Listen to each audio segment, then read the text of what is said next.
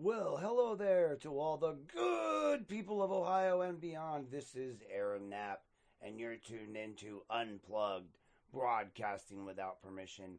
This is a place where the truth gets louder and we dig deeper, and where we always remember be lawful, not awful. If you want the full stories, the documents, the videos, and everything they don't want you to see, head on over to Aaron Knapp, Unplugged.com. My new home for every investigation, every episode, and every update. And while you're here, be sure to like the video, follow the page, and hit subscribe. And share this with someone who needs the truth. We're building something real here. We're building something fearless. And we're doing it together. Welcome to Unplugged. No leash, no polish decoys, broadcasting without permission. We don't ask. We lift the curtain and we drop the mask. Unplug with Nap. Yeah, we cut through the noise. No script, no leash, no polish decoys.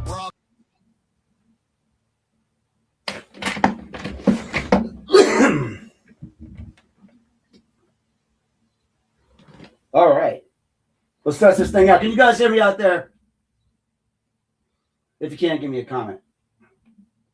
I'm trying to read these comments because we're going to do this live today. Although I've got one camera over here, I'm going to angle this.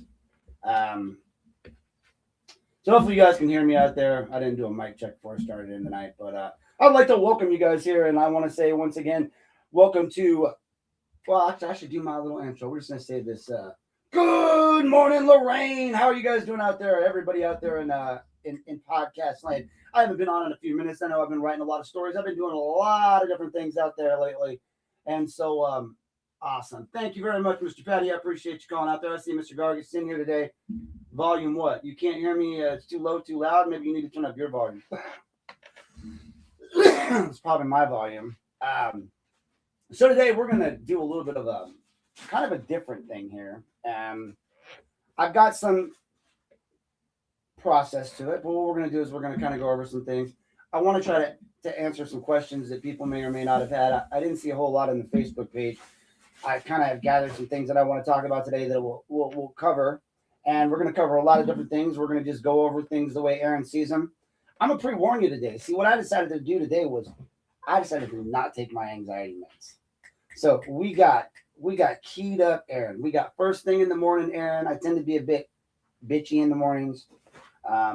And I tend to say what I think. I'm not restricted by the medication that makes me a happy camper most of the time. And yes, believe it or not, I actually am a happy camper most of the time.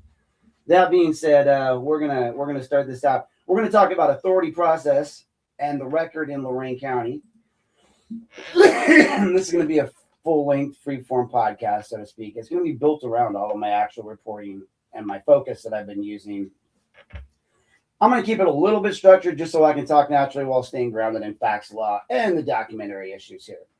But the documented issues, I should say. I'm sorry. Ooh, my allergies. I didn't take any of my meds. Each section is going to include, some background before we really get into everything, because I kind of want you guys to understand where I'm coming from. If you haven't been following my my pages, my stories on the county, the city, pretty much everybody, your entire government, all those. Anyway, we'll get into calling some names a little bit later, but today I want to walk you through everything that I've been working on, because on the surface, it looks like a lot of different issues, right? You've got county commissioners, you've got contracts, you've got public records fights, right? You've got city council issues. We got pending litigation. We got firearms litigation, firearms laws. We have questions about oaths and authority. Brianna, I'm watching you. But when you actually break it all down, every one of these issues comes right back to the same freaking question, right? Where does the authority come from? Where does it come from, folks? Is it just assumed that because someone holds a position that it's grounded in, or that it's grounded in law or process and the record? Like, is that how we do things nowadays? Is that what we're doing? Because when you start testing what is actually happening against what the law actually requires, you're starting to see a lot of really big patterns here in Lorain and Lorain County, Lorain City, and the outside areas, all the way out to New Russia, where the mega site's going, faltering now, finally, because those people found their voice. You guys got to find your fucking voices. That's what we're going to walk through today, right? We're going to walk through all this stuff. Find your goddamn voice. Authority is not assumed.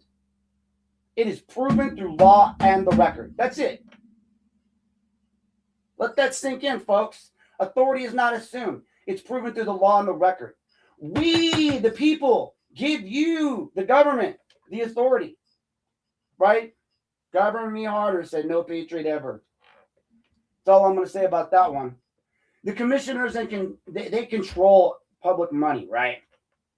So let's start with the county commissioners, because this is where a lot of the authority originates with these jackasses. Now they want 7. They had 3. They want 7 now. Give me a fucking break. I can barely deal with the 3 jackasses we got now. I don't need to add 4 more. They control appropriations. They control the budget. They control all major financial decisions in this county. That means every contract, folks, from JFS all the way around. Every expenditure, cars. As much as I may be beefing with Sheriff Hall, guess what? They should have paid that damn bill. Oops. I said the bad part out loud. Every major project flows through the authoritative structure of that county. And under Ohio law, these county commissioners are responsible for a lot. A lot. They're responsible for making sure that they appropriate funds, they approve contracts, they oversee county finances.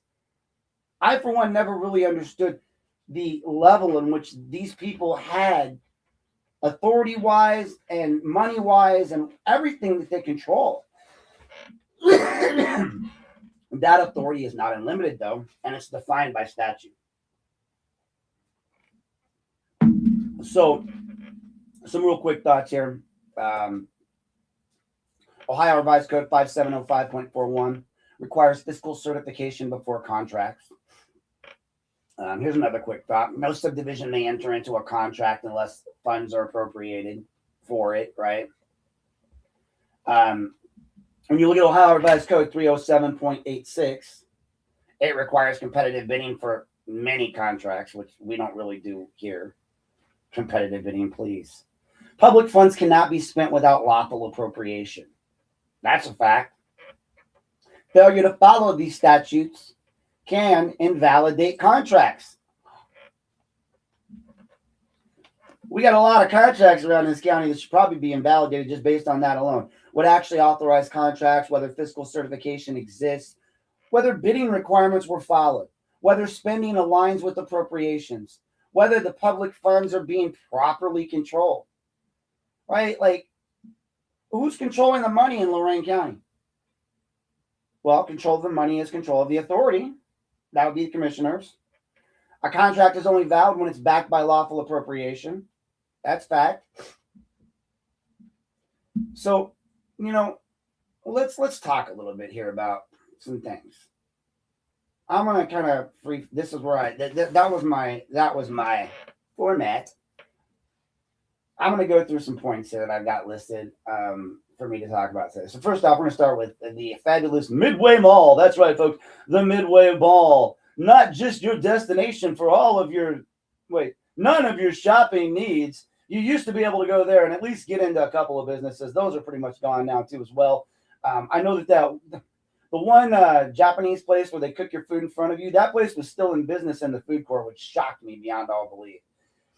Having worked in security in malls back in my younger days, I understand how the risers work and all that good stuff. That mall is an asbestos-filled garbage dump with water mains that are ruined. The county knew it. Everyone knew it. They had a little setup plan, from what I can tell, to make some sort of a quick deal. They signed some contracts. The reason why I heard the people backed out was because there was talk of a RICO investigation, and people started asking a lot of questions of the company that was actually going to buy the mall. So they just left. They're like, fuck this, I'm out, right? Yeah, I love that food too. And I loved the other place that they had in there where they did the sushi. That was my favorite sushi restaurant that closed as well. But I mean, the point of the matter is the Midway Mall is a debacle. We blew tons of money on it. Everyone said we were, oh, this is a great deal, right? Great deal. But was it? No, it wasn't a great deal. We got fucked. We lost like $2 million. We could have paid the JFS contracts just on that alone. I mean, I just want you guys to acknowledge this. Those commissioners, Dave Moore especially, his little fat ass sits up there and looks you straight in the fucking eye. Straight in the fucking eye, right? And just says, I think we're doing fiscally responsible things here. Like, dude, no, you're not. No, you're not. You got on video with, let's talk about as we're spitballing here, Miss Arville, right? So you guys all realize that Arville, the lady that got on that video with Dave Moore that was talking shit to the JFS employees, right? She gets up there with Dave Moore and they're all telling us how poor and horrible they are. I want to just let you guys in on a little secret if you haven't read my stories. Little Miss Arville ran a little LLC consulting company. And that little LLC consulting company used to consult with Armbruster and a couple other people that were running our HR department at the county. Amazing shit, right? Now, I'm going to point this out because, again, no meds. And give a fuck's pretty much gone at this point.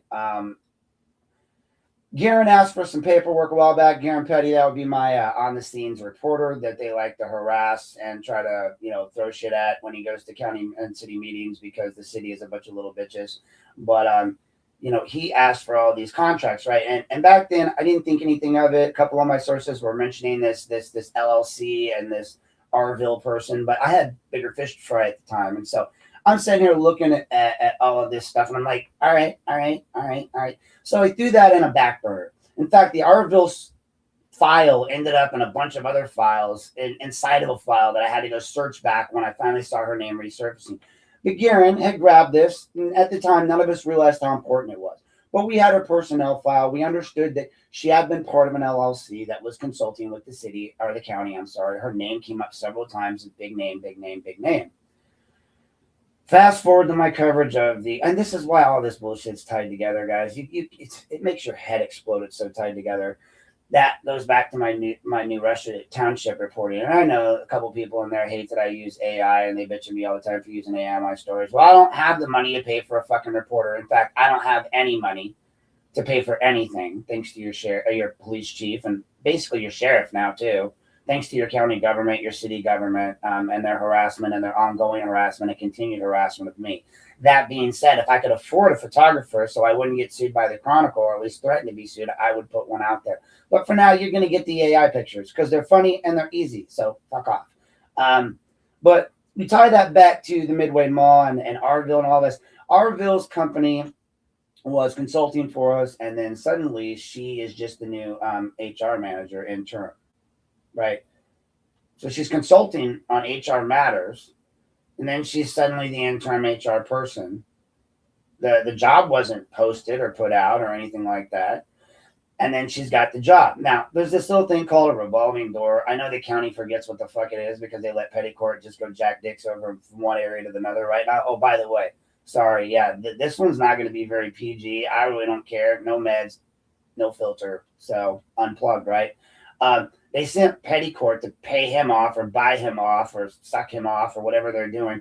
They sent this failed guy that didn't get his judgeship, that lied, that cost us $30,000 because he's an idiot. And then they sent him over to JFS where they pay him an exorbitant contract. And then they still contact him for legal advice through Riddell. I mean, let's just talk about that shit show. So all that's going on. And I go back to Arville. Now, I'm looking at this Arville file. This name comes up again. I'm like, all right, I got to go back and find this. I remember Garen said something, identic memory. It's still in there. Just didn't know what to do with it. So I go back and I look at her file. Sure enough, she's got a lot of connections. And I look at who she's connected to. Well, Arville is married to Stephen Arville.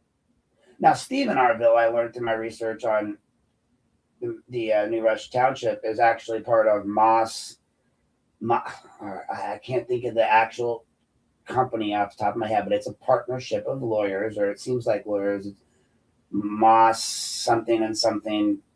Anyway, it's a large partnership group that he's a part of. He's also on the board, high up, well placed, of NEO, Ohio. Northeast Ohio businesses and doing all this. So that's tied to state level shit. This was the point that I decided to write a little letter to my lawyer that I had affidavit signed and stamped that said I'm not suicidal. And I know that sounds crazy, but seriously? Like, I'm finding actors that are tied state level to state projects that have glass, awards sitting in the auditor's office, outside the closed auditor's office in the county building. Neo is everywhere. It's in everything. It scared the shit out of me, to be honest, to realize that Miss Arville is married to Stephen Arville, who is part of a large consulting firm that is tied to NEO, which is tied to every large project in Ohio. You want to talk about, whatever. I stumbled in. I literally did what I did with my daughter in the Hornets Nest story that I tell. I tell people this story. And I'll give you this anecdote real quick, just since we're bullshitting. My daughter, short version, my daughter ended up one day pretty much disrobed in a park because what happened was, as she claimed, she sat down on a log because she couldn't find a restroom to use the potty. And she was in a large wooded area, and apparently there was she said a hornet's nest there, and when she sat down, the hornets came out. So of course, she jumped up to run, but her pants fell off, and then the hornets grabbed her clothes and started stinging her. It's just this whole thing. All I can imagine was a cartoon in the 80s where the dude runs and hides in the water with the little, and they all form the arrow above and go in. Because her friend's telling me the same story, saying it from her version. But the friend's saying, all I saw was her come running up this hill, chased by what I can only describe as a mess of hornets. And she's running right at me. So I ran away from her. So I'm listening to this story going, this is BS, right? Like, so I go down and start collecting all her stuff. I get down to the log. I see the log. I see her stuff. I kicked the log. That was a mistake.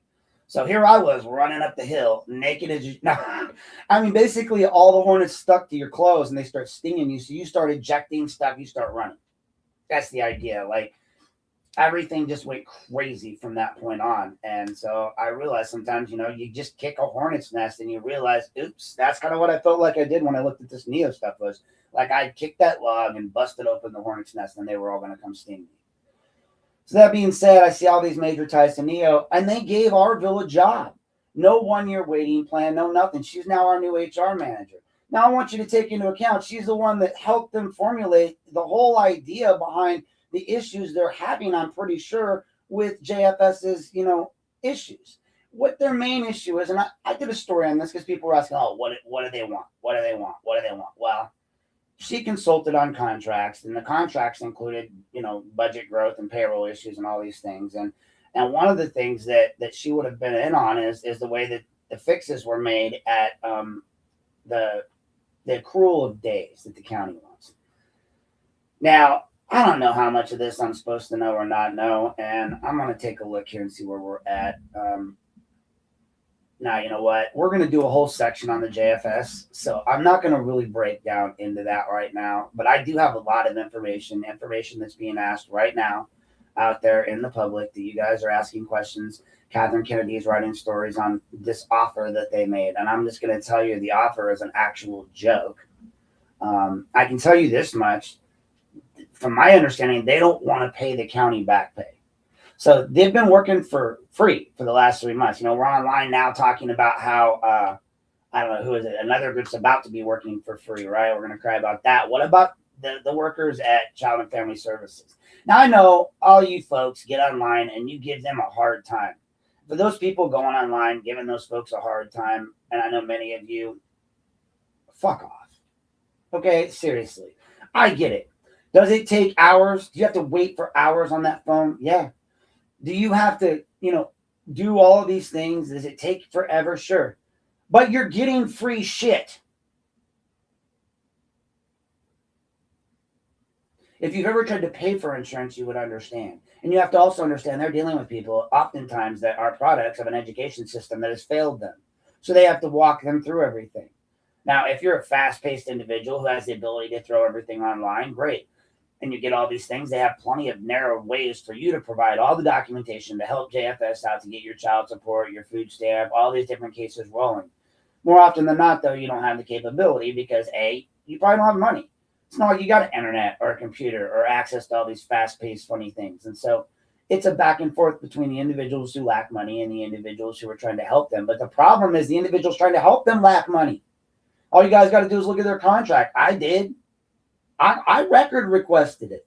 You guys all think I'm a liar. And for anybody that thinks I'm a liar, fuck off. In fact, I'll give you what I gave Jack Bradley. Fuck off. I don't lie. I bring receipts. I have your receipts if you want them.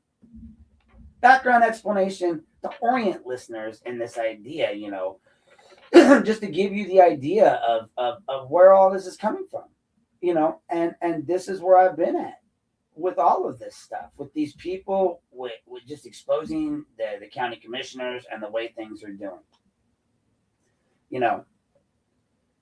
They have pretty much brutalized a lot of different public agencies. The auditor's office is closed on Fridays.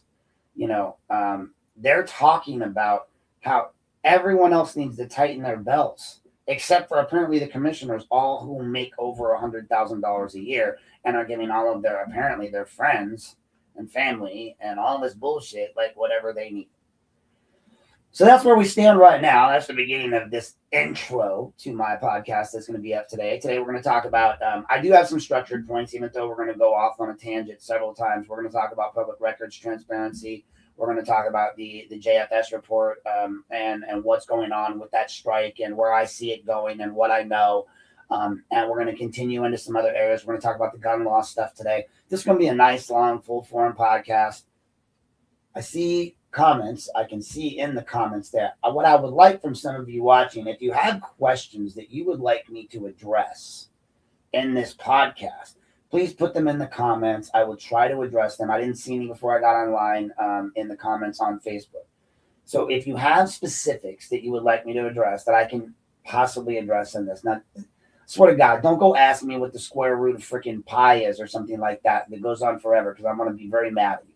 It has to be something relevant and something that I can address in a timely manner. And by timely manner, I mean long enough for me I can do in one breath, which is like, at least 1 hour. Throw it in the comments. I'll see if I can address it, especially during these breaks that I'm going to take for ads and whatnot, to grab coffee or drinks or whatnot, because this is a Sunday. Come on, you got anything else to do unless you're going to church. And some of you should probably be in church. God knows I should probably be in church.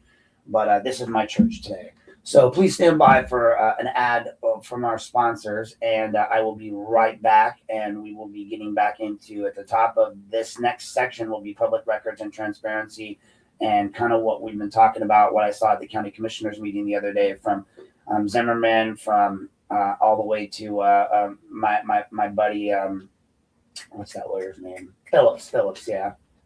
So, we're going to talk about that at the top of this next break. But in the meantime, we're going to take a quick break. So please stay tuned as I play this ad from our sponsors.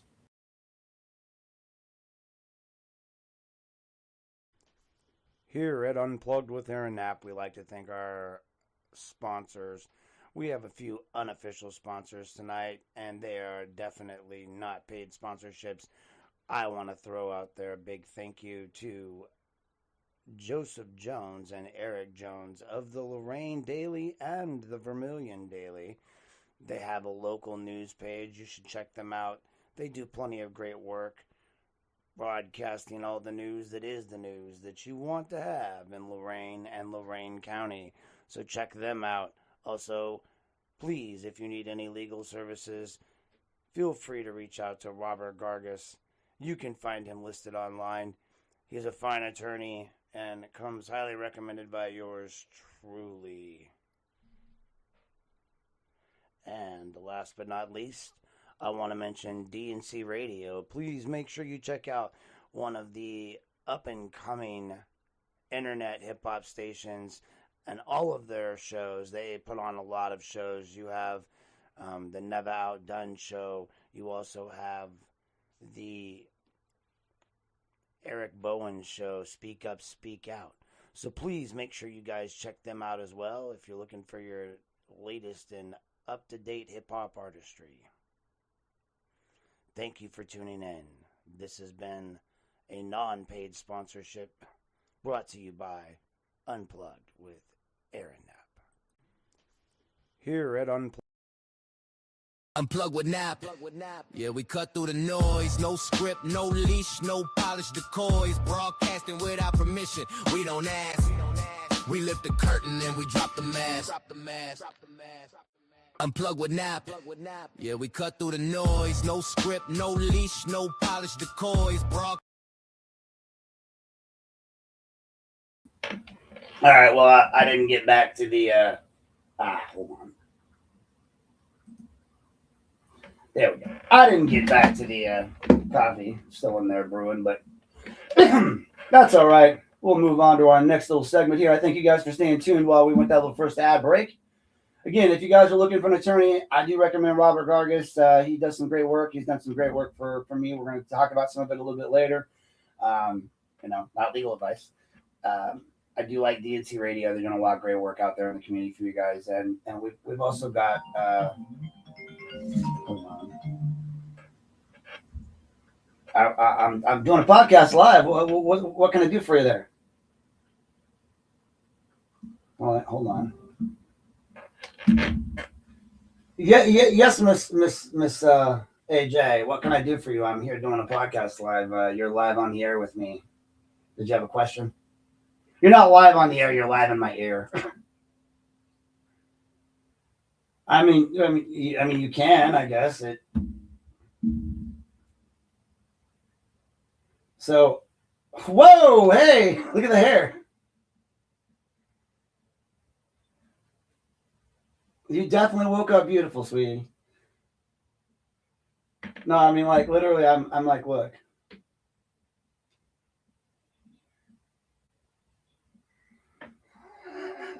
Yeah. I can't really see it from here, but yeah. I'm in the middle of doing doing a podcast here, Amber. I'm talking about, it's sort of a free form thing today.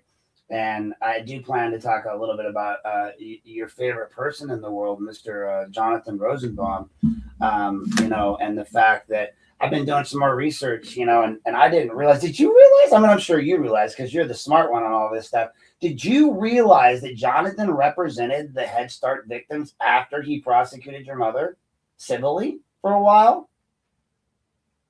Mr. Jonathan Rosenbaum, several of the Head Start victims. In some civil filings, I haven't completely looked it up completely yet, but there was some news reports online that he withdrew later. I also posted the two stories, the one where his son shot him in the back, Aaron. Aaron. I haven't got the tape recording yet, but I was looking at that, like how they looked at it. I bet you she could. I mean, while we're speaking about him, I got this lovely picture of him that I love AI. No.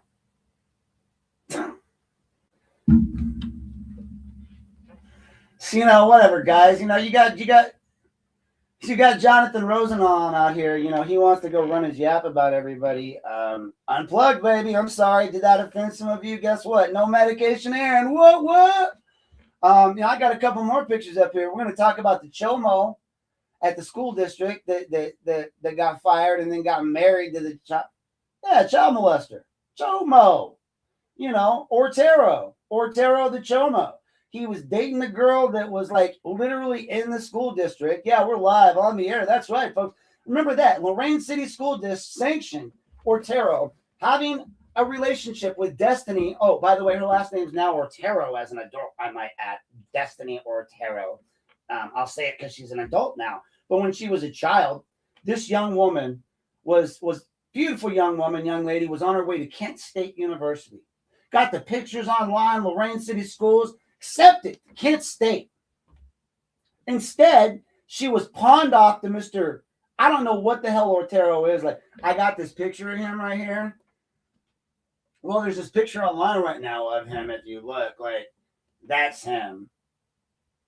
And that right there is Figueroa. That guy right there is our school head of security, right? The guy next to him, the white looking guy that's not actually white, he is standing next to the girl, and the girl was a student while he was a security guard there. That's also the guy that 3-4 years ago flung a student into a wall locker at Southview Middle.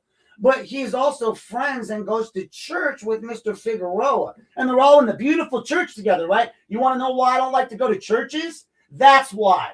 These God-fearing, God-forsaken motherfuckers are out there fucking your kids. That's what I want to know. So, like, my daughter's 15. I'm just curious, what's a good going rate for a daughter? Like, what are you gonna pay me off with? Because you literally paid off Otero, I guess, or the parents of Destiny, I guess. Who's that? Oh, of course they'll protect their own. Oh, they'd be fine. That's okay with that. I mean, you know, this is why I shouldn't have guests on the show. You're not even on the show. You're just sort of, everyone's just sitting there listening to me ramble with you. But this is what this was meant to be. It was meant to be me discussing people's questions about what's going on in our community. I want to know how this, folks, you explain to me, people, how did this happen? How is this guy driving around in a $60,000 paid for car, stopped by the Lorain Police Department while he employs James's sister? How is this guy at this church marrying these two together? And I've seen her Facebook page. It's public. This woman should have been an engineer at Kent State. This woman could have been anything. I'm not saying that she doesn't love her two kids, because she does. She's posted online numerous times. There's been some questions about whether she gave up her 20s, and she says it wasn't a bad thing to give up my 20s for my daughter or for this or for that. But you know, I just want to know that. Let's see. Oh, we've got an online. We've got a request on text. So let me move you to this side. So yeah. All right. So we have a question online here from one of my friends, Mr. JJ, who wants to know what I think about what's going on with the commissioners right now, comprehensively with the situation over the last couple of years, and give the sky high view. Yeah, I got that shit. Yeah. All right.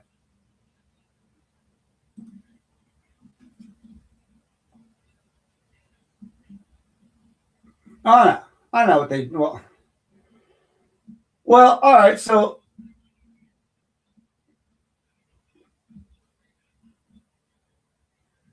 all right. Well, I'm going to move forward with this. You can stay in my ear if you want. So everything I talk, we're going to get to the county stuff. We're going to talk about some record stuff real quick. Everything I've talked about so far depends on one thing, right? Records. I hate to sound like a broken record, but records.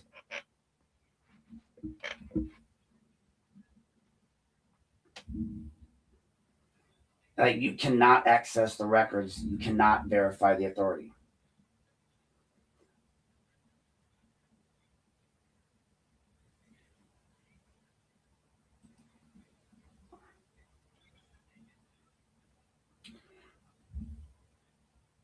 Yes. All right, Amber. Amber, you're asking me some questions about legality when it comes to public records requests, and I'm gonna probably irk you right now. I'm actually happy that Jonathan Rosenbaum got paid $30,000 for that. You want to know why? Listen. I know you're not because you have your issues with that. I'm going to tell you why. In the broader scheme, what the county just did was set a going rate for public records requests at $350 an hour. Now, every lawyer is going to get that, including my lawyer. So my lawyer and every other lawyer in this county is going to bleed the county commissioners dry. And they're not going to be in office anymore. This will be the beginning of their downfall. They have set a standard of $350 an hour. I'm going to get that from my lawyer. All I have to do now is go in and say, I believe that's reasonable. That's what they did. That is what Berea did. He said, I believe this is a reasonable amount, and the county's give it to him. Oh, motherfucker, guarantee it'll happen for me. You can see. You can say Rosenbaum is this and Rosenbaum is that. I win.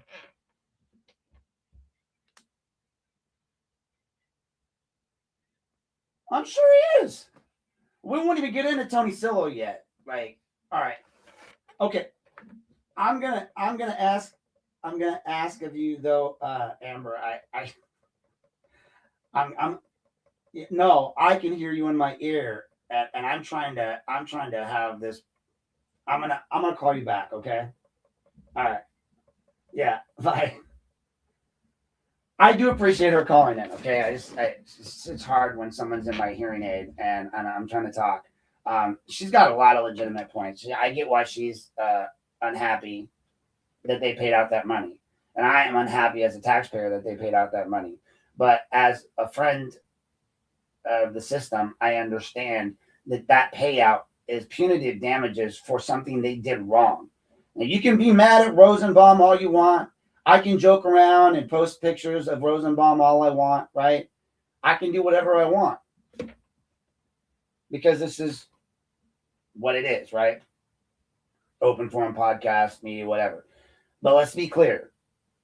What Berea did with Rosenbaum in that scenario would have never been necessary if the public records were flowing the way that they're supposed to. Now, we can debate the right and the wrong of the J.D. Tomlinson situation all you want. Flawed men do often make the best leaders. Flawed men, generally, I'm flawed. Most men are flawed. Most people are flawed. If you believe you're not flawed, then fuck you. We're all flawed. We all have our flaws. You know, JD got played. I get it. Everyone else gets it. My big issue, and I will be addressing this later, is why the fuck is Tony Silla trying to relitigate this again? So now he's saying Burnsides is full of shit. He's saying that Cannon was full of shit. I mean, Tony Silla is just saying fuck you to the entire government apparatus, right? He is just fucking his way through all these people. How can you, as a public entity, as a justify this level of attention to this when you can't even lift a finger to do a fucking thing against McCann? Seriously, bro? Come on. Ohio public records law is designed to ensure transparency, babe. And practice, right? That only works when Tony's little girl, Lee Pruitt, actually doesn't follow the law, right?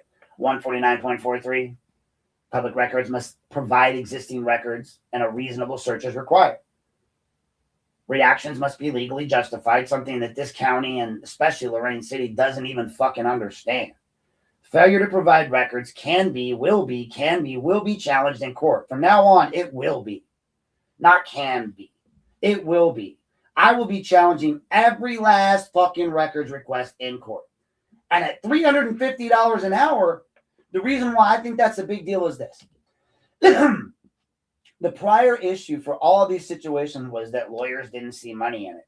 If you look at, and this is why I cover everything. If you look at what Gerald Phillips, my buddy, said over at the county commissioners meeting the other day, he said, back in 1987, I filed one and I didn't get shit. And that's been the ongoing rate for lawyers to handle public records cases has been shit. Well, now what Rosenbaum did, he just set the golden fucking standard, right? There's no more shit. He set the $350 golden standard of what all lawyers can expect when they fight this. So do you think that any lawyer in this county wouldn't line up behind anybody who has a valid public records request? And instead of going to the Court of Claims, which, again, folks, that's what I did. I went to the Court of Claims. I won a couple times. They claimed I lost a couple times, but just getting the responses that I needed to get. Like when they said I lost, but they proved that they didn't have the documents I needed. That's not a loss to me. I didn't lose. You gave me what I needed. The answer was you didn't have it. What I get is delayed responses, incomplete productions, redactions that, come on, really? Like, first off, Mary's not getting any email legal advice from any of those people. You can't redact email addresses. You can't redact blanket pages. You're full of shit. Lorain Law Department, you're full of shit. Briley, you're full of shit. Especially Zaleski, Lazy Don, you're full of shit. Oh, and finally, let's not forget Reeser. I don't know if he's related to the Reeser or is the Reeser that does all the construction, but that guy doesn't understand the law. I mean, again, all these doctorates that don't even know the law. Oh, and last but not least, their scapegoat bowels. I think bowels is the better word for you, bowels, because you come from the bowels of hell. Like, that little ginger doesn't know how to buy clothes that fit and doesn't understand what the law is, but whatever. You got conflicting explanations. You got Nietzsche out there yelling Marcy's law and shit, and he doesn't even know what the fuck he's talking about. The law requires full disclosure, not partial disclosure, folks. That's it. That's the law. You guys don't get to just dick around and choose what you do and don't want to share with folks, right? A response is only as complete as the search behind it. And trust me, they don't know how to do a search. It never fails to see or ceases to amaze me how many times I pop in and just say, hey, I want this, this, and this. And suddenly documents they were telling other people didn't exist suddenly exist and are in my inbox. And then they're trying to close the case out. And that brings me to my, the pending records requests, the denials, and the patterns that I seem to have observed out through all this process. Like, I have records requests. We have a pending records request right now. The city just asked for an extension for 30 days, right? So mind this, at $350 an hour, my lawyer has sent probably so far, I don't know, 15, 20 emails because I get copies of every one of them. And that's an hour probably. Let's do the math. Like, I wish I had a calculator present. I should just pull my phone out.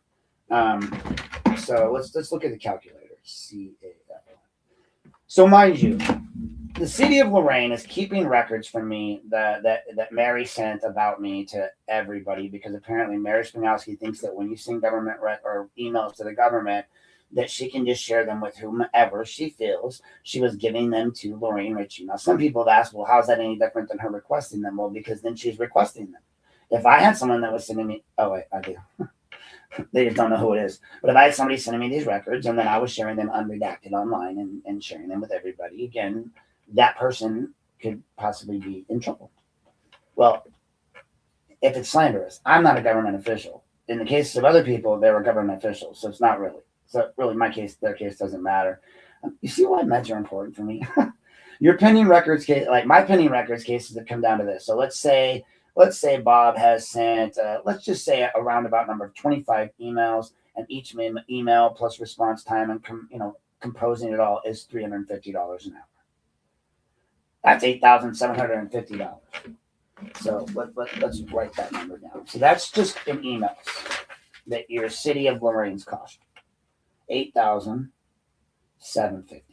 Now, for each record, they've denied me, and that's 11 records, because I asked for every one of the city council records. The only one that I gave them permission, I said, do this one first, which was Mary's.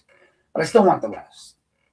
And in the end, that's $1,000 per record. So they're going to owe me $11,000 because they delayed all 3 records unreasonably. So, then, so let's add that.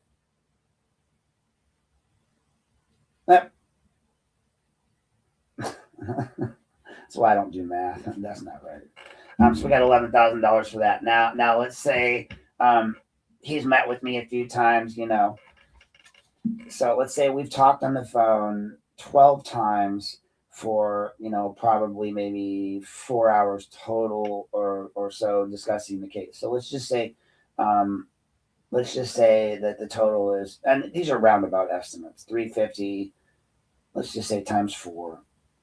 So that's going to be $1,400 right there. Now, every motion that he has to file. Now, he's filed, I don't know, maybe so far in the records case, like 8, 9 motions, because the city's failed to respond. We've asked for all these different things that are legal remedies under the law, and the city fails to respond. So let's say he takes 2 hours per motion at 9 motions at $350 an hour. That's $700 every 700. So 700 times, let's just say 12. So we're looking at about $8,400 there. And then, just under that note, let's just do that. So let's just do those numbers right there. Initial cost $8,400.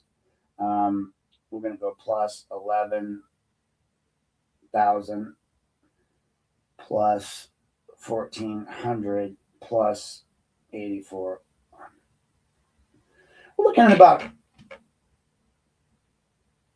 $29,550. That's just the initial numbers, right? That's not counting hourly rates for the lawyers, all the other people, because they've got like 4 different lawyers at the county working on it. And of course, all the outside lawyers are billing their hours to the city for that as well. That's just the initial cost of a case at $350 an hour. Now, while everyone may be mad about that and may be mad about Rosenbaum getting that, that's a drop in the bucket. He got $30,000. Well, that's because he didn't document his billing cycle as clearly as he probably should have. Now that's not going to be a problem. Every lawyer is going to do that. We're going to document, and we're going to put it out there, and they're going to pay it. And the problem with the city of Lorain is I have the photos somewhere. Like they put a sign on the wall that clearly states that they acknowledge that they would have to pay reasonable attorney fees if they violated any of these rules, which they have. When you look at the rules they violated and you go, oh, wait a minute. Well, if they're willing to pay reasonable attorney fees, well, the courts just decided what that was. The courts decided $3.50 an hour, which is what Rosenbaum was asking for, is reasonable. Well, if that's reasonable, then every lawyer can do it. Gerald Phillips can do it. He was complaining about that the other day in the county commissioners meeting. Well, Gerald, now you can go and sue them for these records that they're not giving you at $3.50 an hour, bro. Go make your money. Shit, go retire. Shit. Then you won't have to represent other people that bring you in contact with me so you can lose. You know, that's all I'm saying. And when you look at the patterns in all of this, they fit. These people give the same denials. I'm so far behind in answering emails. I got somebody in Texas that said they read one of my stories and said, hey, same thing. You know, they're like, I asked for records. I'm an LLC out in Texas. I sent them to your county person, and suddenly I was met by Eric Zamba and all the people that you listed and all the same questions and all the same answers. And again, I got to remind you guys, I've only had it on my page forever. If you go to my actual page, the Aaron Knapp page, I believe it's all over the links and whatnot. But my Unplugged page where I broadcast most of my stories, that page has got a section for public records requests. But, you know, that's going to roll us into, you know what, I had this floated around. Don't get out of, if I get out of order, I'm going to get to the county stuff, the heavy county stuff, I promise. But if I get out of order on my thought process here, I feel like I'm going to really throw myself off. But a response is only complete as the search that they've done. And in the end, that rolls us into our firearms case. Now, I want to talk about, this is one of the clearest examples of authority being defined by law, right? And I told them this in the beginning. I sent Mayor Bradley and everybody letters. I begged them, the sheriff, the prosecutor, not to let them pass this law because 9.68 extremely prohibits it. But the state of Ohio, because the state of Ohio has chosen to regulate firearms only at the state level. That means local governments are very, very, very, very limited in what they're allowed to do. Now, Ohio 9.68 establishes uniform firearm laws. It says we're not allowed to go and mess with any of these local laws. The statute preempts any local regulation of it, period. The courts have upheld this state preemption multiple times. Individuals have brought and can bring civil actions to enforce the law. Attorney fees and damages may be available. Now, in mine, I'm challenging. Let's see what Karen had to say. My schedule.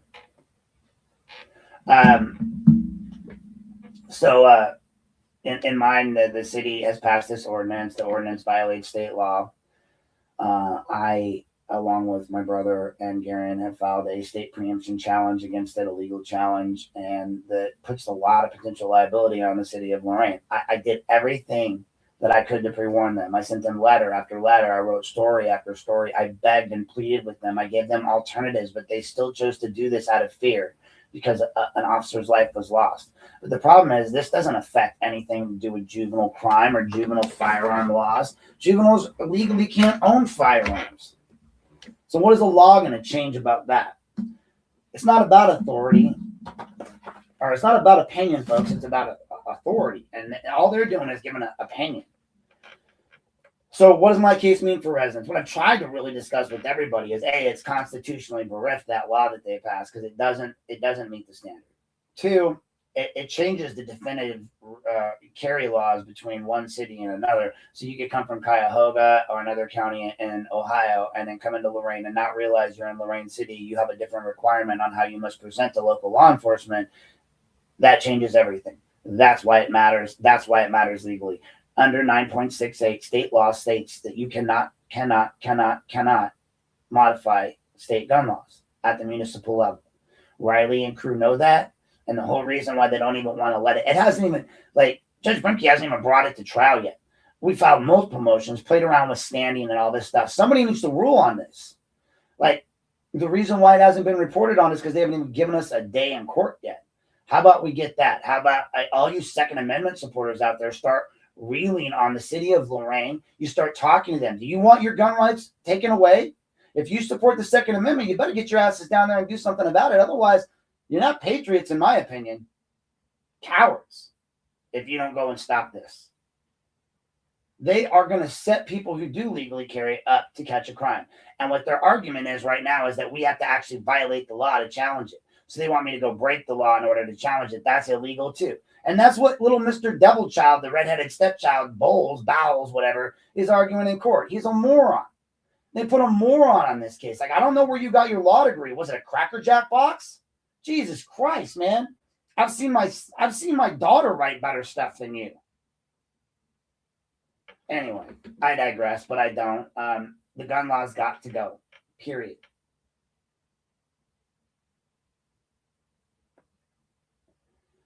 Okay, Nikki, I'm gonna.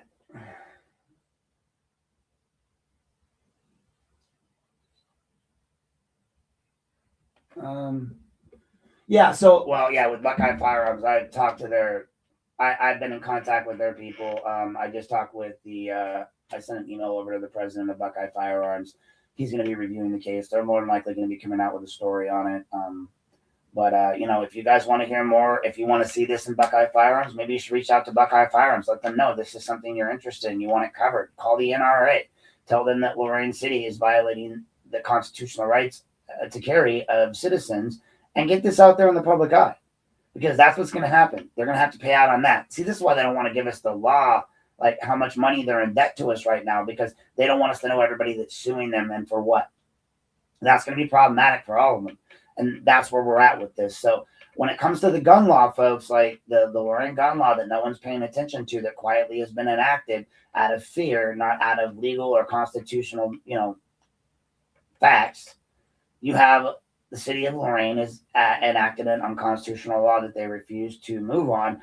And apparently the county courts don't want to decide on either, because I can't get my judge who, I don't know. I don't know if people showing up on your little friends list thing means that they're trying to check your page out all the time. But I mean, I find it odd that somebody that unfriended me, that was my friend on my page, now suddenly shows up as a possible friend all the time. And now that I'm involved in a court case with her, but hey, whatever, what do I know? I find it odd that, Republican Party who doesn't like me will still, whatever. No, don't digress. Medications are important, but today we're doing them without. That's right. So we're at our second ad break. That's right, folks, our second ad break. So I'm going to go like, today's stories were brought to you by Zoloft. That's right, Zoloft. A medication can be used by all. When you go out in public, you should wear your arm floaties, folks. And Zoloft, a.k.a. the generic version, which is called Sertraline, is what you should be taking sometimes. Please seek out mental health and your mental health professional before taking any medications. This is not a legal statement. This is just some advice from one guy who takes Zoloft to another. That's going to bring us to our second ad break, and we're going to get into making sure we're going to talk a little bit more about city council and their process before we get into the county. I'm building my way up to that. Our second ad break here. So in case you want to stay, if you want to stay updated on this case and others, everything is posted as it develops, folks. Check out my website. Like it's out there. Maybe Garen can go post it in the chat here. But check out the website. Everything's posted there. We're gonna run our second ad break today, and thank you guys for tuning in today on this Sunday fun day, and enjoy the ad break.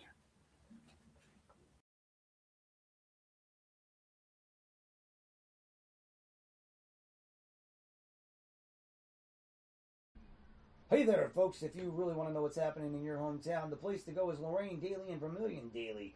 From city council and school boards to local businesses, community events, and neighborhood stories, these outlets cover what the big media ignores. This is hyper-local news for real people in real communities.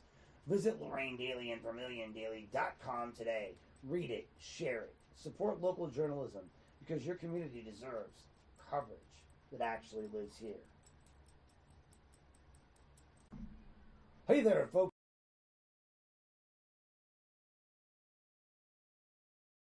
Hey there, folks.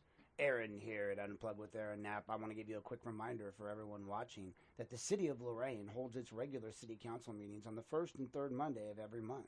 And those meetings are not just for council members, they are for residents. If you care about what happens in your city, and if you speak or want to speak on an issue, ask a question, or simply be present and informed, showing up matters. Participation matters. Even sitting in the room and listening matters.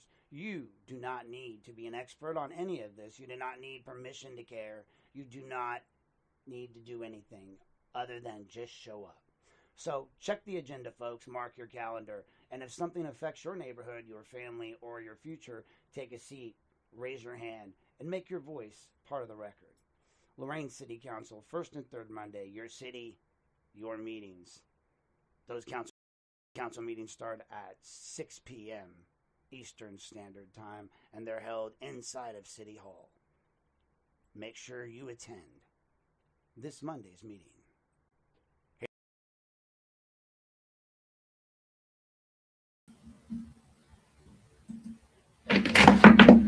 All right, folks, welcome back here. I'd like to welcome you back here to Unplugged with Aaron Knapp. That's right, here on this Sunday, not Saturday. We're going to tell you all there is to tell you about Lorain County, Lorain City News. We're going to sell you the whole seat, but you'll only need the edge. Sorry.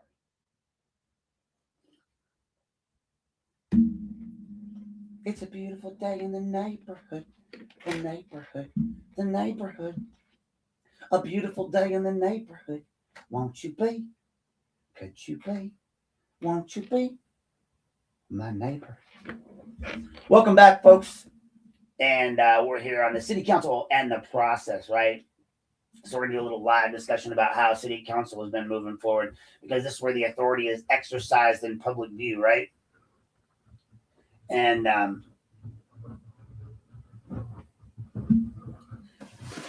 so under the Ohio Open Meetings Records Act, local rules of procedure and constitutional protections are all in play when we're dealing with public meetings and looking at how they're supposed to remain open and accessible. There's been a lot of questions lately, both in commissioners' meetings and in city council meetings, about what constitutes an open meeting. Ohio Revised Code 121.22 governs open meetings. Public bodies must conduct business in open session. Citizens have a First Amendment right during those public meetings, even though the city of Lorain would argue otherwise. Restrictions must be content neutral. Removal of speakers can raise constitutional issues. Jackasses. So let's talk about that. So public comment rules, removal of speakers, executive sessions, transparency. I got this letter the other day somewhere around here. I think I put it up. Where did I put it? Oh, it's over there. So they wanted me at the commissioners meeting to sign this. Read this, I guess. So this is from the yeah, here we go. So Lorain County commissioners have like this. No person may engage in conduct that disrupts a public meeting. Conduct includes including personal or abusive language, name calling, racial ethnic slurs, boisterous, loud, or threatening conduct, violent disturbance, electioneering, signage of any form of visuals such as banners and signs, or audio disruptions that in judgment of the president are disruptive to the orderly conduct of the board and the meeting. Here's what I have to say about that whole statement. Bullshit. Bullshit. A bullshit. A bullshit. A bullshit. Oh, and it says also all comments must be relevant or germane to county business. Disruptive behavior also includes personal attacks on staff members of the public, yelling from the seats, arguing whether a matter is germane to county business once the president of the board of commissioners has decided as such. Oh my. Once Jeffy makes a decision, or David makes a decision, that is final. We are the arbiters of the First Amendment. We are the arbiters of speech. We are the fat asses who eat off of your county money and plates while you starve in the streets. We shall tell thee what you can speak of and when thou canst speak, how thou shalt speak and whom thou shalt speak to. We shall be the deciders of the germane. We shall be the ones that decide whether or not you get treated with humane behavior or whether or not we shit on you like the pieces of petty crap that you are. You are no longer citizens, you are peasants, specks below our feet. You pay us to do these jobs and speak for you and think for you. And of course, why would we think otherwise? You fools keep electing us to office. You keep telling us that this is what you want. You keep saying, we enjoy your penis inside of us, Commissioner. Thank you so much. May I have another? Because you vote for him, or you just don't vote at all. That one's on you guys. I didn't vote for him.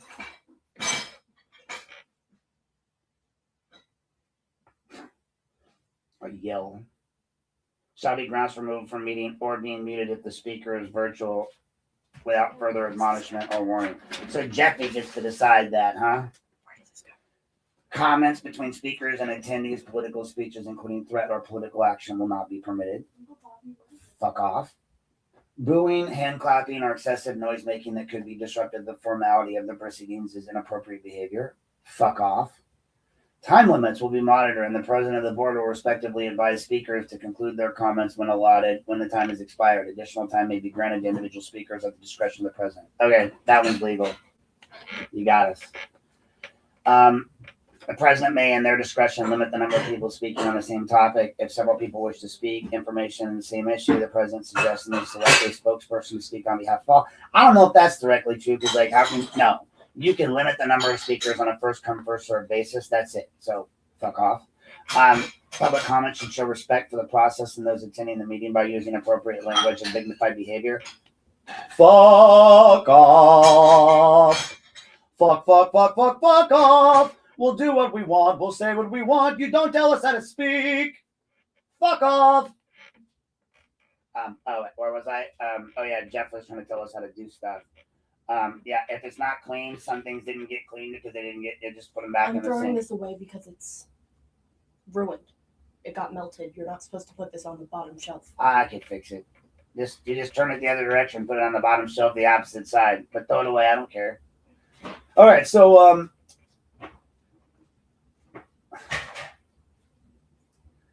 once this, like, he repeats this stuff. Public comments should show respect for the process and those attending meeting, blah, blah, blah, blah, blah. Questions or criticism of policy determinations by the board or its members are appropriate. However, personal attacks are not appropriate.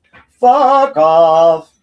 The president has a responsibility to ensure the appropriate behavior is maintained. No, he doesn't. Disruptive behavior, including but not limited to personal attacks on staff members of the public. How many times are you going to repeat that? Catcalling, expressions of support or opposition for the audience, arguing whether it's a matter germane to public county business once the president board members have decided as such, or refusing to yield the floor once time is elapsed and being requested to sit down shall be grounds for removal from the meeting or being muted if it's virtual. Public comment shall not violate the Ohio Revised Code provision concerning disturbing a public meeting or disorderly conduct. But you guys don't understand what disturbing a public meeting or disorderly conduct is. And then it says individual item 2-minute limit, general provision, public comment 2-minute limit. I do like that. They give you an opportunity to speak on both your both every individual matter. So if they have 10 matters, if you can technically speak after every matter for 2 minutes on each matter, and then at the end you have a general one. So and then they ask you to fill this piece out, like, which is, what I wrote was, I wrote my name, and then I said, my phone number and email address, because, they do. Like, these people know exactly where I am. Like, it's published. It's on the business license. Like, it's on my phone number. It's everywhere. That's what they want you to do to speak at a county commissioner's meeting. That tells you how fucking transparent they are. Come on, give me a break. You're not going to, now I just want to go. Yeah, fine. Now I just want to go to one of those meetings. I was polite last time, but now that I read that, I want to go there and tell them to fuck off. Constitutionally protected speech. The only thing they were correct in there is racial slurs. That's not allowed. That's not okay. You can't go in there and use racial slurs, or you can't go in there and do things that would be considered a hate crime. But if you want to go in there and tell Jeff Riddell that you've seen him at the bar personally, that you know he's an absolute fucking drunk, that you've watched him guzzle down gallons of fucking bourbon in front of you, that he goes to the checkpoint and drinks there outside the county, then you're allowed to legally say that out loud because you've witnessed it, seen it, or heard it. And I have. I can say that. I can go there and say, fuck, fuckity, fuck, fuck, fuck. And there's nothing you can do about it because, again, the Supreme Court has ruled it's constitutionally protected speech. If it's my time on the floor. Now, merely speaking to someone in the audience and doing those things is not criminal at all. Now, yes, if you stood up in the middle of a meeting, started fucking this and fucking that for no reason when it wasn't my turn on the floor, that is disrupting the public meeting. You can remove me right away. But simply commenting to someone in the audience isn't disrupting a public meeting. And people within the audience have no right to be recognized unless they're on the podium anyway. So any comments that they're making and any rules that apply to your meetings apply to your meetings, not us. The only rule that applies to us is the ORC on disrupting a lawful meeting. That's it. Nothing more, nothing less. And if they don't like the tone of your voice, guess what? I don't give a fuck. My tone is my tone. My words are my words. How I speak is how I speak. You know, again, Mayor Bradley's asked me numerous times, why do you speak that way? Well, you hear me speaking that way now. Because this is how I talk. Fuck off. Why do you talk like a little girl then? What I would ask. Why are you a little bitch? Why do you speak that way? See, it's not so nice when people ask you that, right? Why does Attorney Bowles sound like a little girl on the phone? That's not nice, right? Oh, Mr. Knapp, you sound too aggressive. Oh, Mr. Knapp. Oh, Silo got mad because I said Lee Prue was a dog pissing on my yard. She is a dog pissing in my yard. She went and filed an unauthorized practice of law complaint against me a week after I filed a complaint to her supervisor about me. If that doesn't wreak retaliation, I don't know what fucking does. Then you got a goddamn sheriff department that's going to excuse the police chief, not even look at shit, straight fucking lie to my face. Scharschmidt, motherfucker, please, look me in the eyes, okay? You want me to believe, you, the guy who emailed me when I got the shit beat out of me and you guys did nothing. You reported that investigation, said you were sorry, checked in on me, was all, right? You want me to believe you? Don't recall getting paperwork from me. Who was your anonymous source? Where's the rest of the files in the narrative file in McCann? Why was it that the investigation was done in June, but you guys didn't report it until 2026? Why is it now suddenly pertinent? And why are you fucking lying? Oh, you guys were very, very, very adamant when Mr. Nietzsche, when Sheriff Hall, when Major Scharschmidt and your head investigator, Mr. Massey, the ex-FBI agent, all through your officer and mouthpiece, Janice Gura, were all strongly able to state affirmatively that I never gave you anything. You realize how fucking ridiculous that is, right? Especially coming from you, Jack Hall. Dude. Like, I've gotten messages and emails from Jack Hall. Jack Hall is literally my reference for my motorcycle. He's probably getting a lot of phone calls right now. I ain't got no money. The idea that he is fair in any way, shape, or form in investigating me is bullshit. The idea that Nietzsche's fair when he wrote the SF 400 letter that violated election law, now that I've looked at it and kind of realized what went down, they used me just like everyone said they were. They sent me a letter that they asked me to send in for a public records request, which doesn't seem like a big deal to me, and it isn't for me because I do public records requests. But when I look back at it now and I see what they did and used it for, well, yeah, it's election interference, and they used me to do it. They weaponized me, and yet now they want to discard me like a piece of trash. Well, guess what? You don't get to do that. Now I have all the evidence, and I'm going to talk about it. I'm probably going to do a podcast, if not at the end of this one, where I just spend my entire time reading Jack Hall's text to me. Enjoy.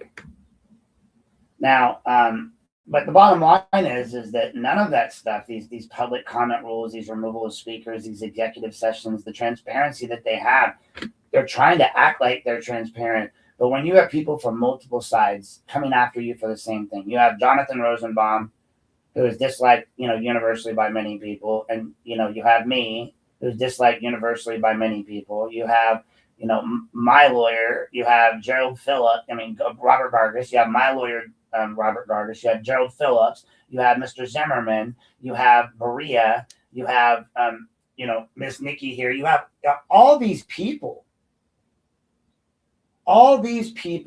who want records, who are asking for records from people like Lee Prue and Allison Janiskura and Eric Zamba and Monica, whatever her name is over there, all the Pluto, Michelle Becco.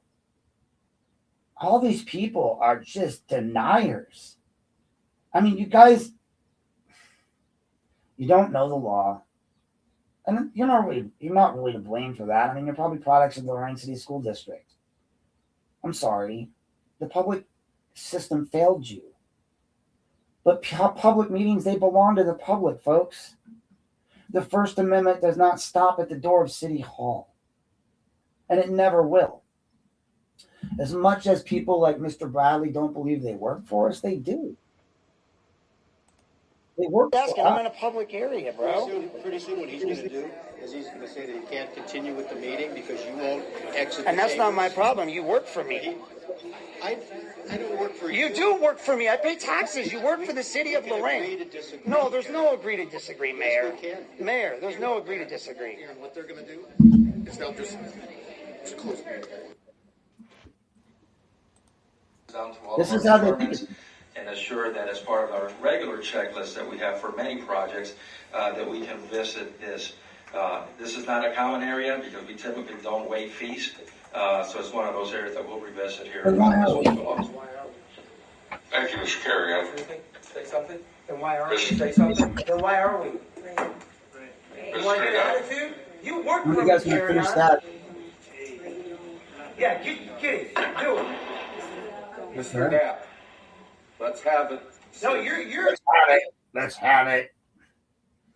So I'm just going to point out, the meetings have been a little bit better since we got new council. Recent meetings have been better. There have been less incidences, but I've documented a crap ton of stuff that's really out there. I'm going to take a quick moment here and just, because I don't really know how to address these comments in the, all right, let me go back, comments. Oh, awesome, there they are. Okay, so I can see them on the side. I don't need to see them on the screen. All right, so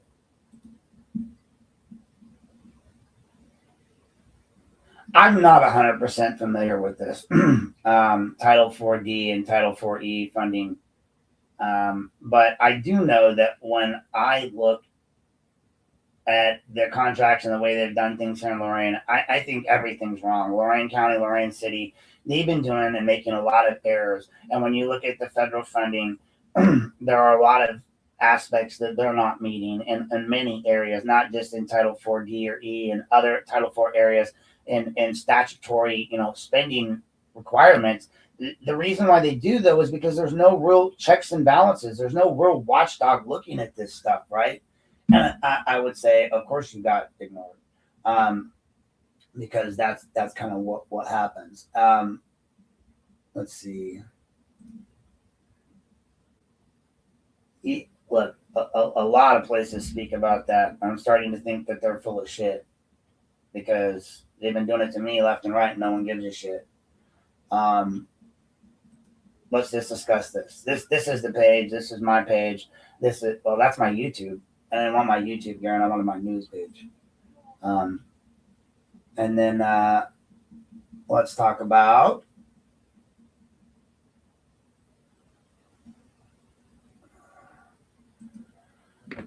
what possible reason would the Lorain County? I mean, there's multiple reasons why they would violate not only the Fifth Amendment but multiple amendments. They're protecting themselves and their constituents and the people that donate to them.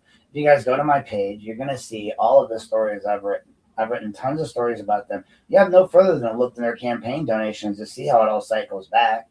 It's one giant cycle from NEO to the Port Authority to the County Port Authority to the City Port Authority. It's just a smaller version of the householder scandal. It's a smaller version of Ohio scandals. I mean, honestly, I feel like I can just call this the Ohio method. Since moving here, it's all I've seen. You got all of your government officials have the same playbook. They're not even inventive. It's sad that how uninventive they are with their playbook. It's just because it's easy to pick apart. And once you pick it apart, they don't have the ability to pivot. So they just keep repeating themselves because in the past, that's always worked. I mean, the city's litigation is strung out. It's going to get a lot worse. So let's answer this question. Yeah. Why lie about it, guys? Why lie? Since day one, I've contended that I was given a script or I was given an insurance packet, right? I've never hid that fact. It's always been public. It was sent in a Lorain mailbox to my home. I had one copy of it, a hard copy that was in an envelope. And I told Major Scharschmidt when I gave it to him, it was my only copy of it. I wanted to be done with it because I felt like it needed to be passed on to people's hands that could actually investigate it. And now that apparently occurred right around the time that investigative report happened, I guess, at the auditor's office. I don't know, because I've now, again, since this is why records requests are so important and getting them in their own words out there is so important. I've got them to admit that they did utilize the auditor's report. Well, then that should have been in the file, but they didn't give that to me. So I've now requested that from the auditor. Let's see what it is, because they cite a specific number in the narrative report of $80,000 that was paid out to these other officers while McCann was not on leave. I mean, you guys can argue all you want that it's unspecified because he was salaried, but it's not. When you look at the documentation, it's clear. Now, the funny thing about that is that they didn't think I had any copies of it. I didn't say I didn't keep copies. What kind of jackass would give you everything without copies? What about me? I mean, look, you guys may think I'm an asshole, a fucktard, whatever you want to call me that you call me online. The one thing I'm not is fucking stupid. I'm not an idiot. Of course I have copies. Of course I made videos. Of course I have audio files. Of course I have way more than you realize. Of course I do. Of course I recorded my calls with you, Sheriff Hall. I didn't trust you or any people because everyone's told me. I didn't trust Massey or Scharschmidt. I went there because my attorney, Mr. Gargis, trusted them, and he told me that I should turn it in because it's legally required, and he's not wrong. And I should have trusted them. I should have been able to trust them, and I should have been able to turn it into them, and I should be able to expect to get it back when it's done. And the fact that they're going to sit here and deny it like a bunch of little bitches just makes me laugh. Okay, you didn't give it to me. When you look at their narrative report, it clearly says in the very beginning that there was an anonymous file given to them. Anonymous file! It's almost like that fucking part in Friends, if any of you ever watched it, when Ross and the backpacking through Europe story. If anyone ever talks about that, she's like, no, you came under Ross. You used the backpacking through Europe story. And they're like, wait, how did you hear that? And he's like, no, my friend, she heard that from some guy. He's all, some guy. I was some guy. I'm the one that gave them the file. I had a copy of it. I have a copy of who I assume to be either Watkins or one of the other high-ranking captains in Lorain. And they sent it to me. It was their insurance packet. I believe it was Watkins because he went to another agency. He was the only one that wasn't still working there. But it could have been any number of those captains who made this up. It was somebody that was working in the city of Lorain, somebody that accessed the shopper's office, somebody who got those files, somebody who took the time to write a letter describing it all out. And they thought that I just didn't have copies of it. So the minute I came out with the copies, they were like, oh, well, maybe, I guess, doesn't mean you didn't give me something. But that's what you said. You literally said that. And then you found out I still had it. And again, I'm going to get the auditor's report. I'm going to get to the bottom of it. I know you guys are full of shit. I don't care. The Chronicle, you're full of shit. Dave O'Brien, you're full of shit. Daryl Tucker, you guys posted something on it. You're full of shit. You're all full of shit. Oh, he was exonerated? Fucking A, he was. No, he wasn't. Fuck you, he wasn't exonerated. Not bringing charge does not equal exoneration. Exoneration means he didn't do shit. You guys lied. You guys are literally the mouthpieces for the government at the Chronicle and the Morning Journal. I stand by it. I say it. They're the mouthpieces for the government. The only reason you've gotten a few good stories out of them lately is because of me and the Lorain Daily actually putting the truth out. But hey, whatever, right? It's okay to defame me, lie about me, talk mad shit about me. You had no problem taking those documents from me, did you, Sheriff Schmidt? You had no problem checking in with me. Sheriff Hall, you had no problem calling and recording our calls. You guys had no problem trying to set me up as the fall guy. Well, I'm not a Tia Hilton. You're not going to fucking set me up to be a fall guy. How you ignored the fact that, you know, all these people made allegations and lies and then you did not a goddamn thing about it. How you just ignored the abuse and the assault that occurred, right? Just fuck Aaron, right? And now you want me to meet with you, with my attorney? That doesn't feel very good. I posted a video recently of that, like where a guy met with a cop and it was all negative. Why the fuck would I meet with somebody who called me a liar? Like, you know I gave you what I gave you, Major Schmidt. No. Call me a liar to my face. Sheriff Hall, with all due respect, call me a liar to my face. You know what I have, and you know what you did. With all due respect, no respect, Mr. Nietzsche. Fuck off. None whatsoever to you. Mr. Massey, I don't really know you. You're the head of the investigative division. Your people, your boss, everybody's talking mad shit. You used to be the FBI. At one point, you swore an oath to uphold the Constitution for better or for worse. Sickness and in health. Oh, wait, that's married to the law.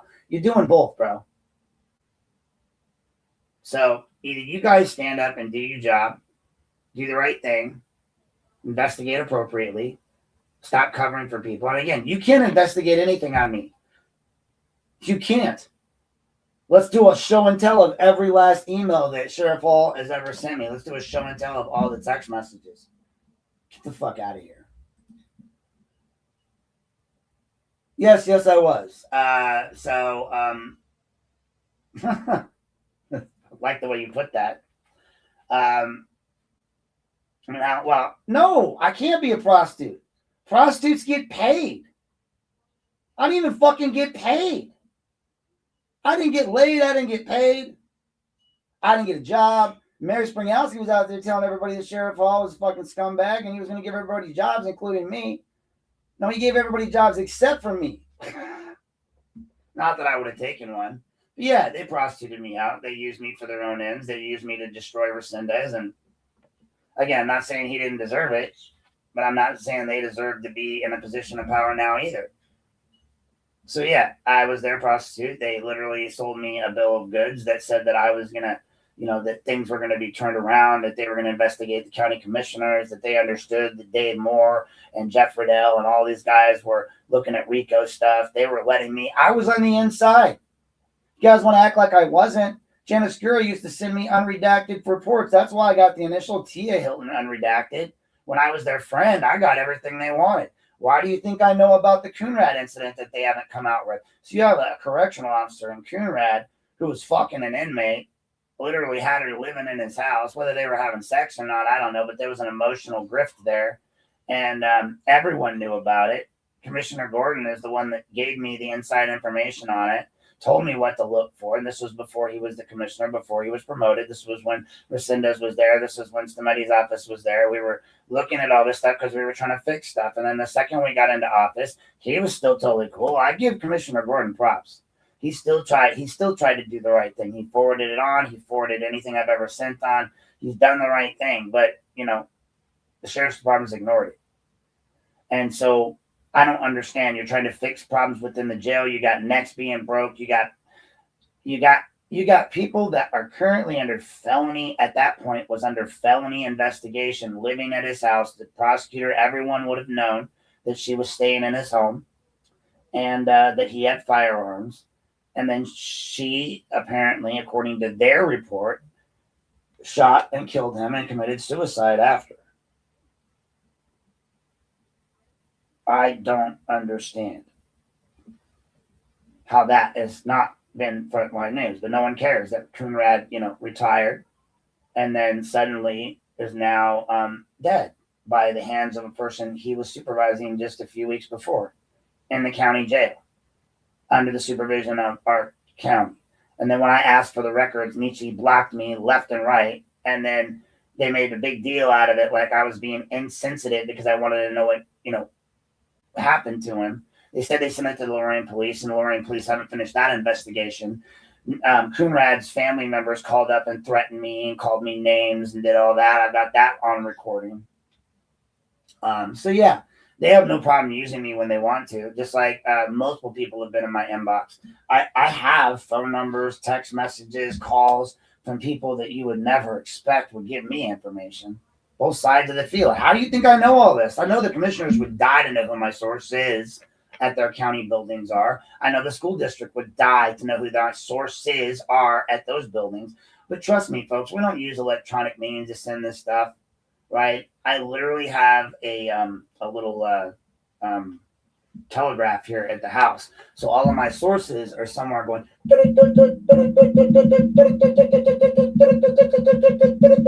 stop. Stop.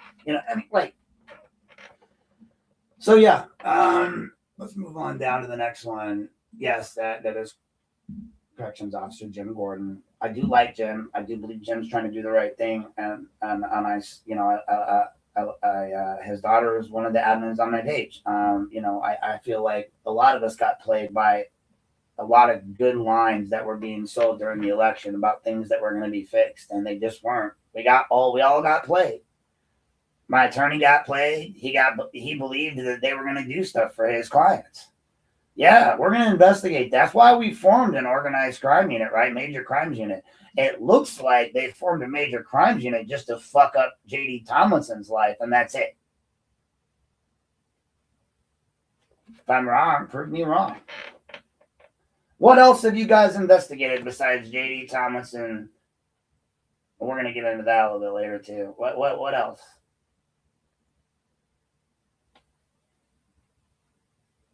Helping out with maybe some old ladies and Bitcoins.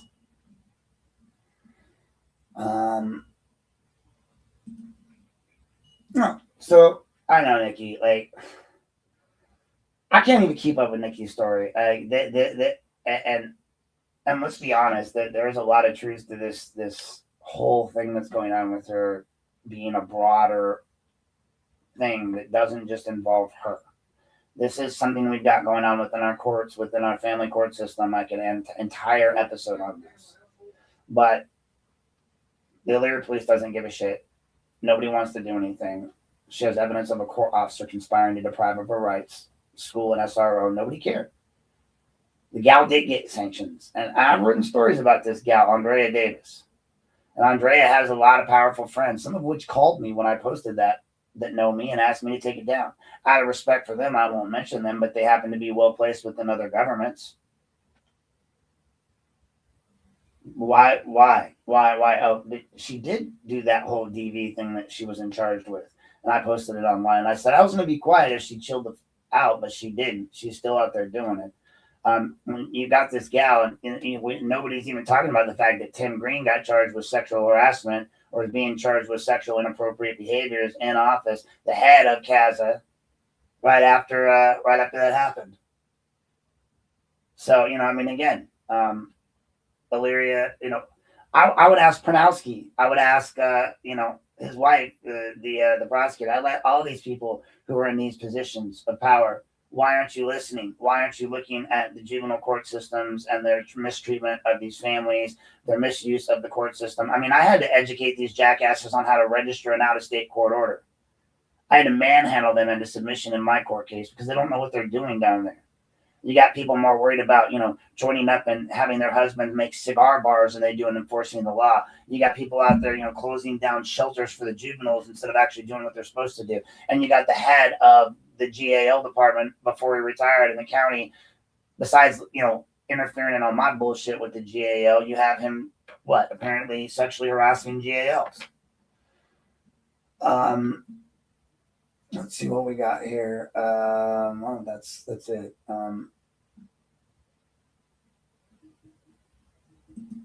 And yes, you did. She did. You guys can look it up. It's online. It's online. All right, that brings us to section 5 here that I've kind of modified a little loose roll of where I'm covering things. So I was going to kind of top out the Garen Petty litigation a little bit. I've been reporting extensively on it. It's currently active. It involves, several of the people in this room. So I need you guys to keep your yaps shut while I'm talking about this because, you can't. Ongoing litigation and all. So shut the fuck up. No comments, Garen. Same to you, Robert. No. This case raises questions about access to public space, First Amendment rights, use of criminal charges, and government authority. Now, all the claims involve constitutional violations under UC 42, 1983 Acts. Allegations include improper restriction of access. Criminal charges were filed based on conduct at a public meeting, which we talked about earlier in this podcast. The witness statements and reports contain inconsistencies. Most importantly, the fact that Mr. Morris's statements seem to be perjurious in nature, and he's representing himself in many ways that he shouldn't have, including apparently he doesn't have his oath of office on file either to be a clerk, and that also takes away his power to administer oaths and all that good stuff and take statements and do what he did. So the officials in this matter all later recused themselves from some roles, which was the law department. And they hired an outside counsel and they did all this stuff and they forced Garen into he basically took a plea deal and pled no contest, which it literally doesn't take away his rights to actually sue. It literally says that in multiple cases that a no contest plea is not a guilty plea in the eyes of a civil court. Yet you've got jackasses like, Rosenbaum out there arguing that it does, which really cracks me up. I mean, like literally, maybe he's out there just saying, it doesn't. Dude, it does. Okay, seriously, it does. It does. So I'm just gonna say, you can't restrict free speech rights. You can't access to public buildings. You use charges and conflicts and recusal. I mean, this stuff's all over the internet. I mean, honestly, you're going after elderly people for speaking loud. Well, guess what? That's not a crime. I have hearing aids. I speak loud. Listen to me. So when access to public spaces is restricted, the Constitution becomes relevant. This is about not just rights. It's about rights and not just rules, right? They want to set their rules in place. You guys went after my reporter. I'm not okay with that. Plus, I said that from the beginning. This is really what started all your problems with me, besides McCain. I've analyzed this case. I found inconsistencies in this case. I've gone over, all the things online on my page that are important about this case. And I pointed out that this is your city law department being vindictive, being a bunch of a-holes, trying to do something that they shouldn't be doing. And now to top it all off, you got, random letters being flown into judges and stuff like that. I don't know what to do with this stuff anymore. When I see what our system has turned into, our system has turned into a garbage pile. They don't care about the rules anymore. I know because I've memorized them. They post them on their walls and then blatantly break them. I got a video where the mayor of Lorain is telling me come back and see me in 2 years when I'm not mayor and do that and see what happens. Now, I don't know about you. I take that as a fucking threat. But hey, you guys do you, right? Mayor Bradley's going to get his guns out. Bam! He's got some arms. I saw him that day when he had his shirt off, and was getting the shot or whatever it was he was doing. But the story doesn't change any more than other than just the location, right? Lorain, Elyria, Lorain County commissioners, Lorain County, Lorain, city, Port Authority, Lorain County Port Authority, Lorain, City Council, Elyria City Council. It's the same names, the same people, the same bullshit, the same day, different color. That's it. It's ridiculous, folks, and I don't know. Even I'm getting frustrated with the lack of mobility and movement in these cases and the way things are going. The more I'm educated on the things that are going on around me, the more disgusted I am. The Orteros of the world being allowed to still exist and all of this stuff, and this is what's going on in our world. But that's going to bring us to our next break. I told you it's going to be a long day. You pop and go as you see fit, but we're going to do a quick pause for our next ad. But if this kind of breakdown matters to you, please make sure you share this podcast. Share it now. Share it with your friends. Share it with your family. Share my pages. Get the information out there. Add the pages. I need followers and I need people to add, because the more people that add the page, the more people that follow the page, the better. I would like to at some point monetize some of these pages and try to make something off of it, because God knows I ain't making anything off of what I'm doing. And for those that always say, don't you have a job? No, I don't. I have a license to practice, but I can't get a job in Lorain County because everybody's scared of the people that I pissed off from the, I don't know, it's kind of hard to get a job when you're writing stories about everybody in the entire county that could fuck anybody's shit.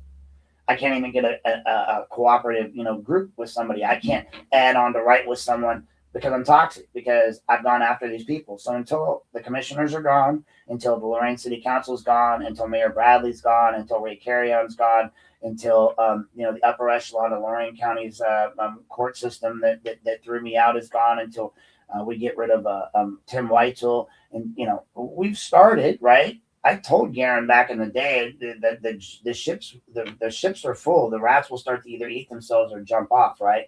So we get rid of McCann, he's gone. We got rid of Baez, he's gone.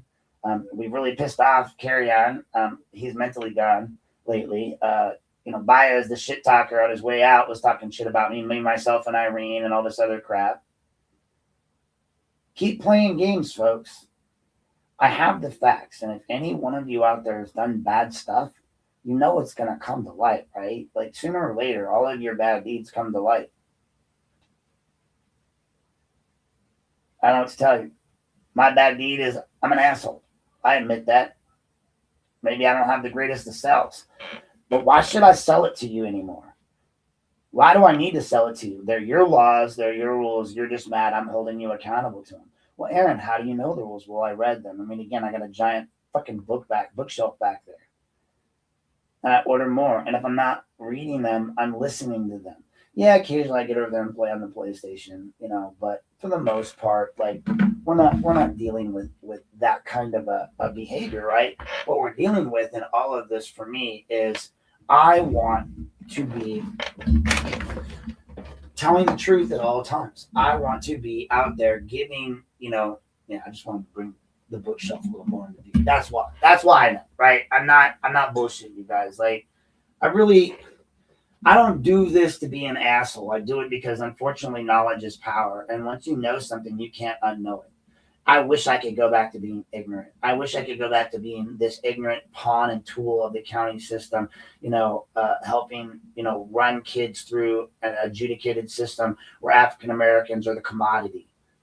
I don't really wish that, but being sarcastically, yeah, it would have been nice to just stay naive and be, in a place where 22%, I'm sorry, what is the statistic? So 12% of the population makes up 22% of the juvenile justice, or the juvenile population makes up 44% of the juvenile justice population. And you answer that, you've answered the $1 million question. And what do they want to do? Instead of cutting money where we need to cut money in the upper echelon and the management and the assistant safety directors and all these other people, they want to cut it where it matters the most. They want to cut it down deep low. Let's cut out Crossroads. Let's cut out Turning Point, the juvenile shelter. Why? Well, we can't afford that. Oh, think about that for a minute. These motherfuckers can't afford to put these kids into a little shelter for a little while and just feed them the garbage that you feed the kids at the DH. I mean, you're not going to take away that one safe place for them. You couldn't afford that, but you can afford amenities for the jail that they're going to end up in when they get charged with delinquency or out after curfew, right?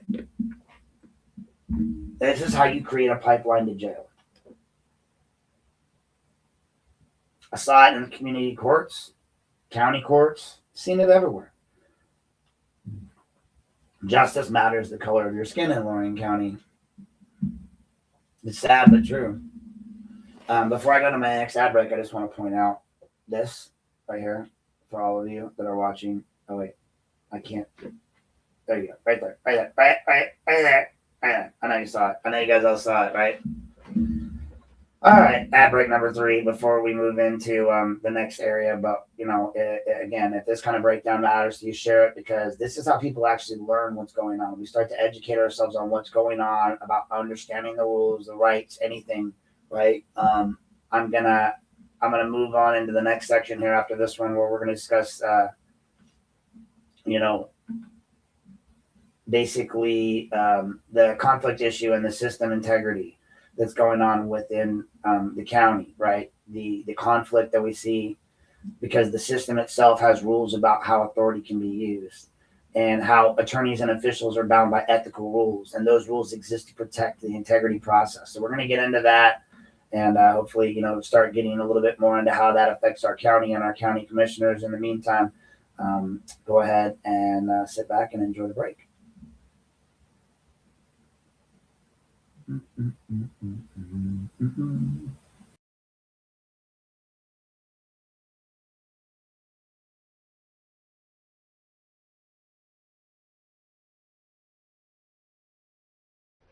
If you own a business and you want to reach customers right here in Lorain County and Vermilion, this is your opportunity, folks. Advertising space is now available in Lorain Daily, Vermilion Daily, and DNC Radio. That means your business can reach local readers, local listeners, and a highly engaged community audience. And here's a bonus. For a small add-on fee, your business will also be advertised once per episode on my podcast, Unplugged with Aaron Knapp, as long as your ad remains active on one of those two platforms. This is web exposure plus Unplugged with Knapp. Yeah, we cut through the noise. Hey there, folks. If you really want to know what's happening in your home here at Unplugged. If you own a business and you want to reach customers right here in Lorain. Unplugged with Knapp. Yeah, we cut through the noise. No script, no leash, no polished decoys. Broadcasting without permission. We don't ask. We lift the curtain and we drop the mask. Unplugged with Knapp. Yeah, we cut through the noise. No script, no leash, no polished decoys. Broadcasting without permission. We don't ask.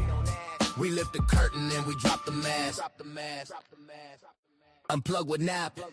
Yeah, we cut through the noise. No script, no leash, no polished decoys. Broadcasting without permission. We don't ask. We lift the curtain and we drop the mask. Unplugged with Knapp. Yeah, we cut through the noise. No script, no leash, no polished decoys. Broadcasting without permission. We don't ask. We lift the curtain and we drop the mask. Unplugged with Knapp. Yeah, we cut through the noise. No script, no leash, no polished decoys. Broadcasting without permission. We don't ask.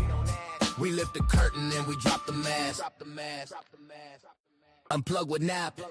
Yeah, we cut through the noise. No script, no leash, no polished decoys. Broadcasting without permission. We don't ask. We lift the curtain and we drop the mask. Unplugged with Knapp. Yeah, we cut through the noise. No script, no leash, no polished decoys. Broadcasting with. Hey there, folks. Aaron here at Unplugged with Aaron Knapp. I want to give you a quick reminder for everyone watching that the city of Lorain holds its regular city council meetings on the first and third Monday of every month. And those meetings are not just for council members. They are for residents. If you care about what happens in your city, and if you speak or want to speak on an issue, ask a question, or simply be present and informed, showing up matters. Participation matters. Even sitting in the room and listening matters. You do not need to be an expert on any of this. You do not need permission to care. You do not need to do anything other than just show up. So check the agenda, folks. Mark your calendar. And if something affects your neighborhood, your family, or your future, take a seat, raise your hand, and make your voice part of the record. Lorain City Council, first and third Monday. Your city, your meetings. Those council meetings start at 6 p.m. Eastern Standard Time, and they're held inside of City Hall. Make sure you... All right. Welcome back there, folks. Aaron Knapp here. Once again, I want to thank you for coming out on this lazy, busy Sunday, whatever it's going to be for you. But for me, it's a lazy Sunday, just doing this little open-ended podcast. Again, I want to remind you guys, I do have a website out there. I've got... plenty on that website to read about all of these topics that we're covering and more. And as such, I'm just going to really quick, since I believe I can post comments too. So what I'm going to do is I'm going to paste this here. And then there you go. That, my friends, is my page for my Unplugged with Aaron Knapp. That's the page that I put out all of my main stories on, everything that comes out of my media hub is going to come out of that right there. Secondly, for those that do still follow, I have my Substack. Now, I have been considering lately monetizing my Substack to a point where I put out certain stories a day early and allow people to see them a day early there, but I haven't quite gotten there yet. So for right now, the Substack is just another way of putting out stories. I've got an extra 200 to 300 followers there, and I get quite the about 50 to 60,000 views off that Substack. So I keep it in run. If you want it, my story sent directly to your email, as opposed to just getting them on the website, the best place to go is my Substack. And let me just take you to that Substack site real quick. But yes, if you go here,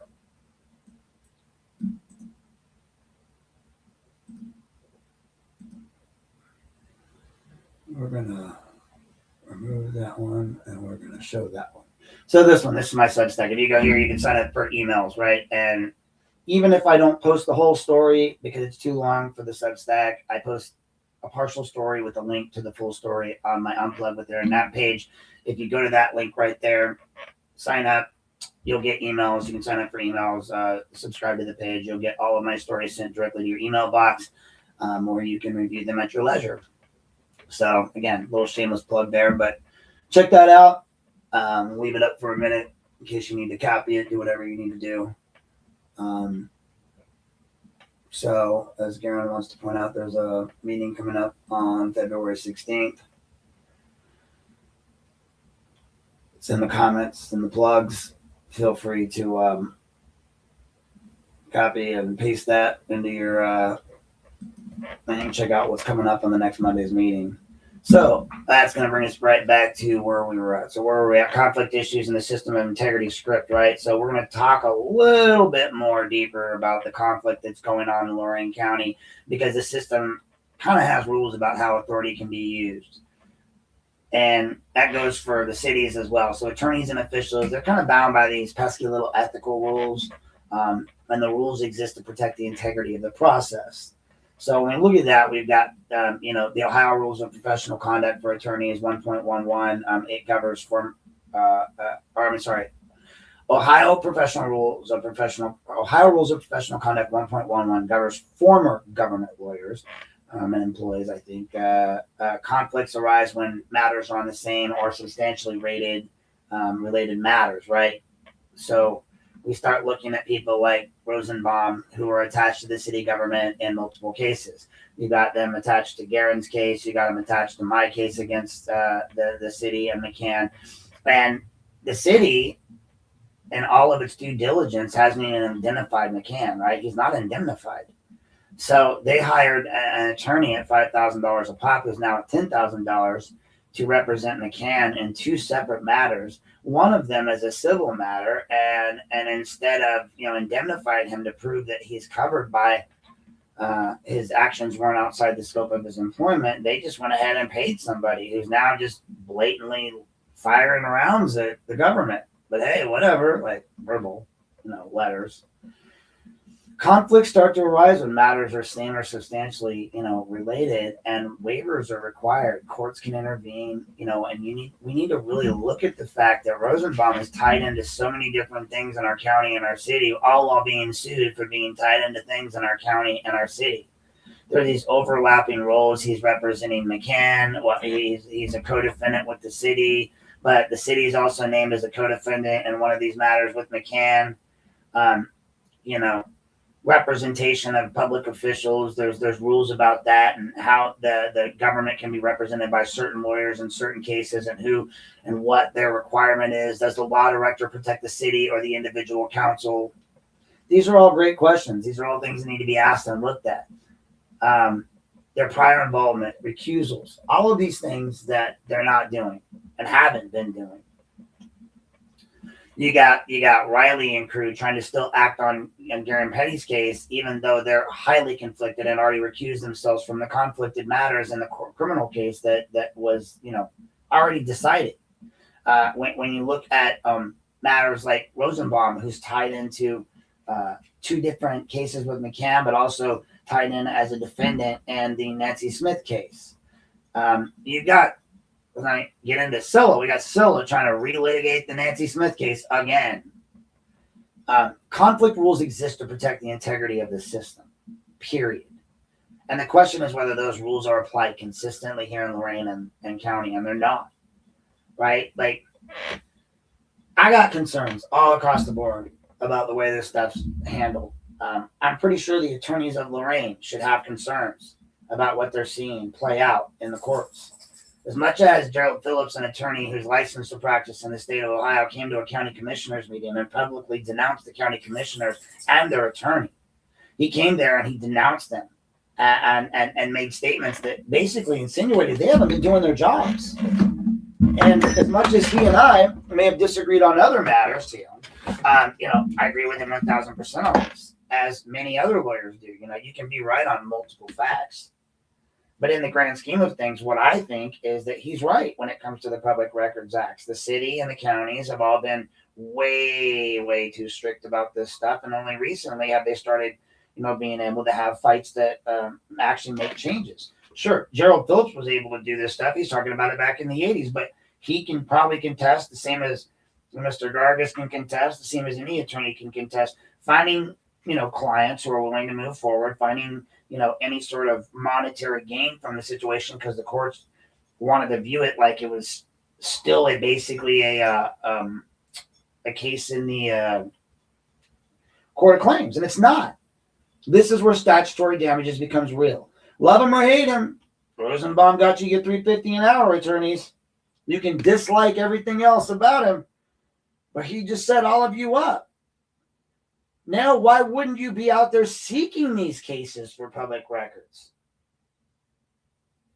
And it does exactly what you attorneys claim you want done. I mean, I listened to, Gerald as he talked about, old cases and new, and he talked about public records and being denied the public records, and he's not wrong. They've been denying these public records on these people for way too long.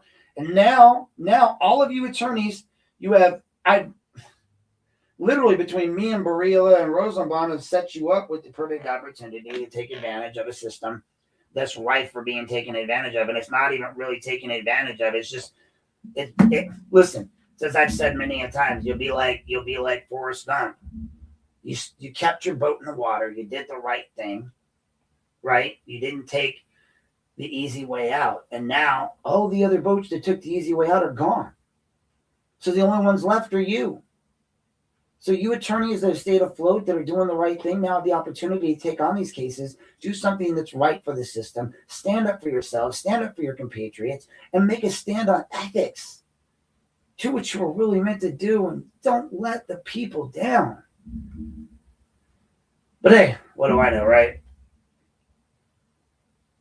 I just know that it's $350 an hour now moving forward. And I know that Lorain City is out there fucking around and finding out. I know that Riley just asked for another extension for a month. Well, imagine how many more letters and emails at $350 an hour are going to accrue between now and then, when they could just give me the emails properly redacted as they know to be, as required by the state law. But God forbid you expect lawyers to follow their own ethical code, right? Sometimes as a social worker who's following the ethical code, I am often confronted with and wondering, who the fuck else is following their ethical code besides me? I mean, sure, people like to call things out on me all the time. Oh, you did this, you did that. Look, man, your ethical code applies only in certain situations. For social workers, it's usually when we're working. Well, you guys kind of took that away. So if I'm not working, I'm not bound by the ethical code, is what most social workers would say. I would argue that's not quite true, because there are roundabouts about ethical behavior and things you must do, and you're still a mandated reporter. And they would argue you're only a mandated reporter in the lines of your duty, but it says you're duty bound to be ethical at all times, even when you're off. So how does that not? Anyway, it's a very confusing thing, but I try to be ethical at all times. Cursing's not unethical. Being human's not unethical. Making mistakes is not unethical. Doing things that you know to be wrong and know to be violations of ethical code, know that you're intentionally doing, that is the problem, right? That's where we end up with these problems, right? And that's the bigger problem that I see going on here in these county and city things. Are the rules applied consistently? Do people get extra time to speak? Do certain people get extra privileges? Do city council members get, ignore emails? Do we have a city council clerk that is literally not sworn or oath bound? Do we have Baez as a city councilman for an entire year when he was also a conflicted individual because he was a full-time police officer, making him unable to hold that office? But hey, Aaron's the bad guy, right? I would say this, and I've been posting stuff on this recently, but here's a thought that keeps plaguing, or I don't want to say plaguing, that I enjoy thinking about. Accountability is in no way being mean to you. Holding you accountable is doing you a favor. When you hold someone accountable, you're doing them a favor because you're showing them that everything about society, you're saying this is the way we do things, this is the right way to do it. Instead, you're going to let them just stumble through life being unaccountable. That does nothing for them. So you're doing them a solid when you hold them accountable.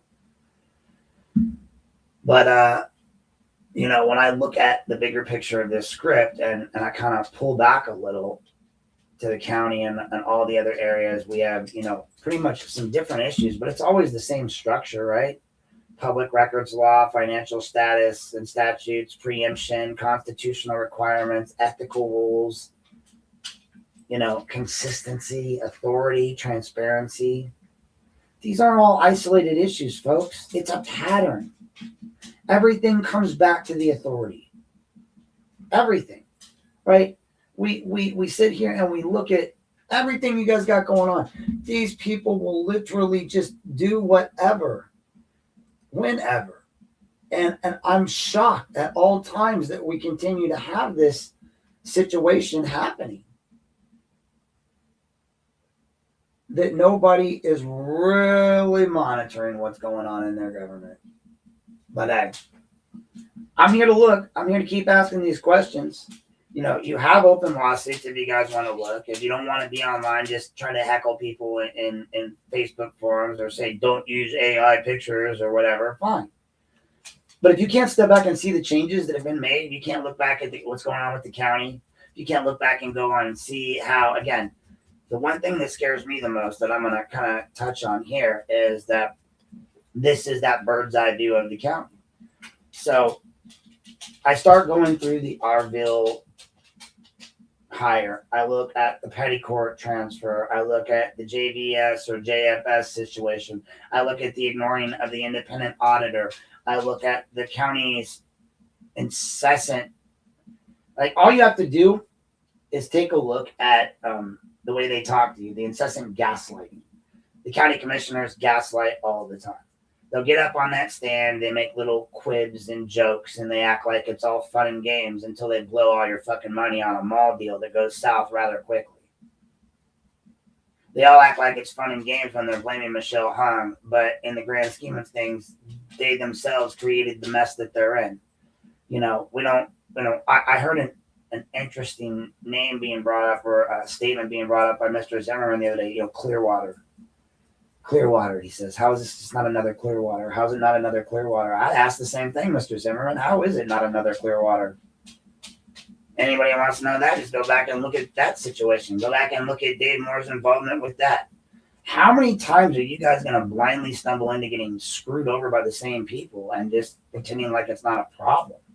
It's a pattern, right? They're not isolated issues. It all comes back to the authority. Go look at their public donations. I have. It's amazing how many people's names keep popping up. And it's not illegal to donate to your candidates, but when you start tying those in with people that get jobs, with people that get contracts, when you start tying that in with, cold water consultants and donations to Thornsbury and cold water consultants and donations to other people, when you start looking at the way these all tie in together, say what you want. I know certain council people want to act like on the city council, like they're just, being maneuvered like the rest of us. But yeah, I noticed that in certain people, they get the same donations or they get donations from those people.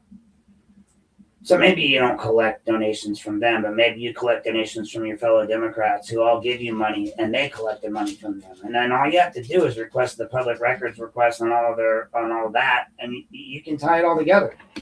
So the thing that scares me the most is on that big picture that we talk about is it goes all the way up to the state level. I can, it's like, there was I think it was in Young Guns, right? The movie, at the end they're in the house and they basically lit the house. It's on fire.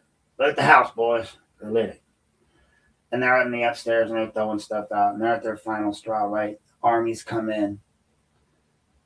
Dude looks at Billy. He's like, Billy, we're good, but this is getting ridiculous. Right? This is getting ridiculous. Right? All right, think about this. This guy, this social worker, this nobody, comes to Lorain County and somehow manages to step on McCann's dick. So McCann starts swinging that little pecker around like a fucking adolescent, right? And he goes to Tim White. No, Tim, he's being mean. He's out of control. Right? And he waves his little dick around, sends a few text messages, and says, keep it close to the vest. So he says a lie about it. He discloses information about an ongoing investigation to a county employee. Now, again, Sheriff Hall's crew found nothing wrong with this. I want you to keep in mind, Sheriff Hall's read this document multiple times. Hey, Sheriff Hall, are you absolutely certain that you never responded that it in an email to me? Looks like he committed a crime here. That should be investigated fully. And then labeled out a couple of those crimes. Did you not do that? But yeah, your office is now saying something else. You remember that phone call where we were talking and you said that James McCann called you up and was asking you to like get me to back off or something, that I was accusing you of a crime and accusing him of a crime or something, and you at least stated to me, I doubt now that you stated it to him, but I believed you at the time that you told him, well, James, it kind of looks like you did. You didn't say that on the phone calls that I record. I mean, you didn't say that on the phone calls. You never said that, Jack. We never had long strategy discussions on how to get rid of Mr. Resendez and all the different things that you needed me to do, because in the emails it says, hey, can you give me a call, right? Hey, can you give me a call, right? Hey, can you give me a call, right? Hey, can you give me a call, right? Yeah, I know what you were doing. You didn't want anything in writing. You had to put the Resendez SF400 in writing. Your mistake there was writing the email that would go with it and signing my name to it. Now, I sent it in as is for the record. I could have written a way better email. I was offended that you let, I'm assuming me too, because you said you're a lawyer, write and sign the letter as if I were ignorant and didn't know how to write a letter to request stuff like that. You could have been less open about your election betrayal here with me. You could have just said, hey, did you look into that matter for me? But no. You obnoxious pricks thought I was too stupid to write a letter to ask for a fucking form. So you wrote it for me. And there you created your, remember when I talked to you that one time on the phone, I said, every election's fraught with corruption. I said, you start that from the second you're running for election. You start to, make friends and allies, and that comes with an expectation of favors. So jokingly, I said, let's create the next generation of corruption, right? Because that's where we're starting at, right? Unless you're being completely honest, you take nothing, do nothing, honor nothing. Everyone's a target. Well, man, that's kind of what I do. Everyone's a target, right? So Jack's gonna say he didn't do all that, right? Jack Hall investigated McCann. Jack Hall's crew investigated McCann. Jack Hall, the guy that's a reference on my motorcycle. Jack Hall, the guy who I have message after message after message after message from. Jack Hall, the guy who emailed me. Again, I that Jack Hall? That Jack Hall? That one? That the one we're talking about?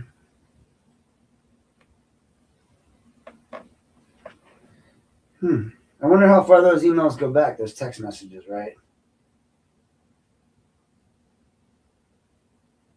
Whew, wow. They kind of go back a ways.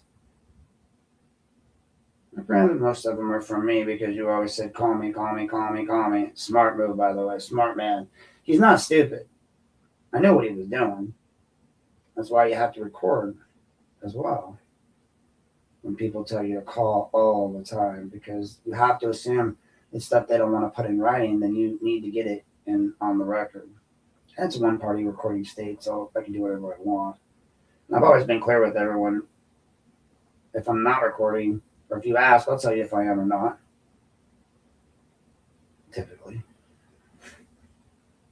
But, oh my God, this is a long list of messages. Wow. I wonder how far back they go. Holy crap, look at that. We're still going. You see my finger moving here, right? I mean, like, these are all the messages between me and Jack Hall. That's why I only posted the first few, right? But he thinks he can investigate me? No, I don't think so. I feel like that's a big no. Like a no. I feel like that's like the king of all this. Oh my God, my finger's getting tired. Like there's some girls at home going, woo! I'm just kidding. Happy Valentine's Day. Just kidding. Me too. Not one. That was inappropriate. I'm so sorry. No meds. Middle of the day. Holy crap. So it's like still going on. I can't even, these are all pictures of election signs and things that, we participated in together. But, just keep going. Come on. Holy mackerel. Woo-wee.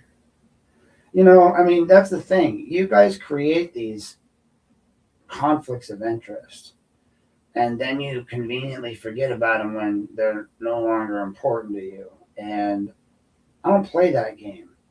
Like, if I give you my loyalty, I give you my loyalty. But don't take advantage of me.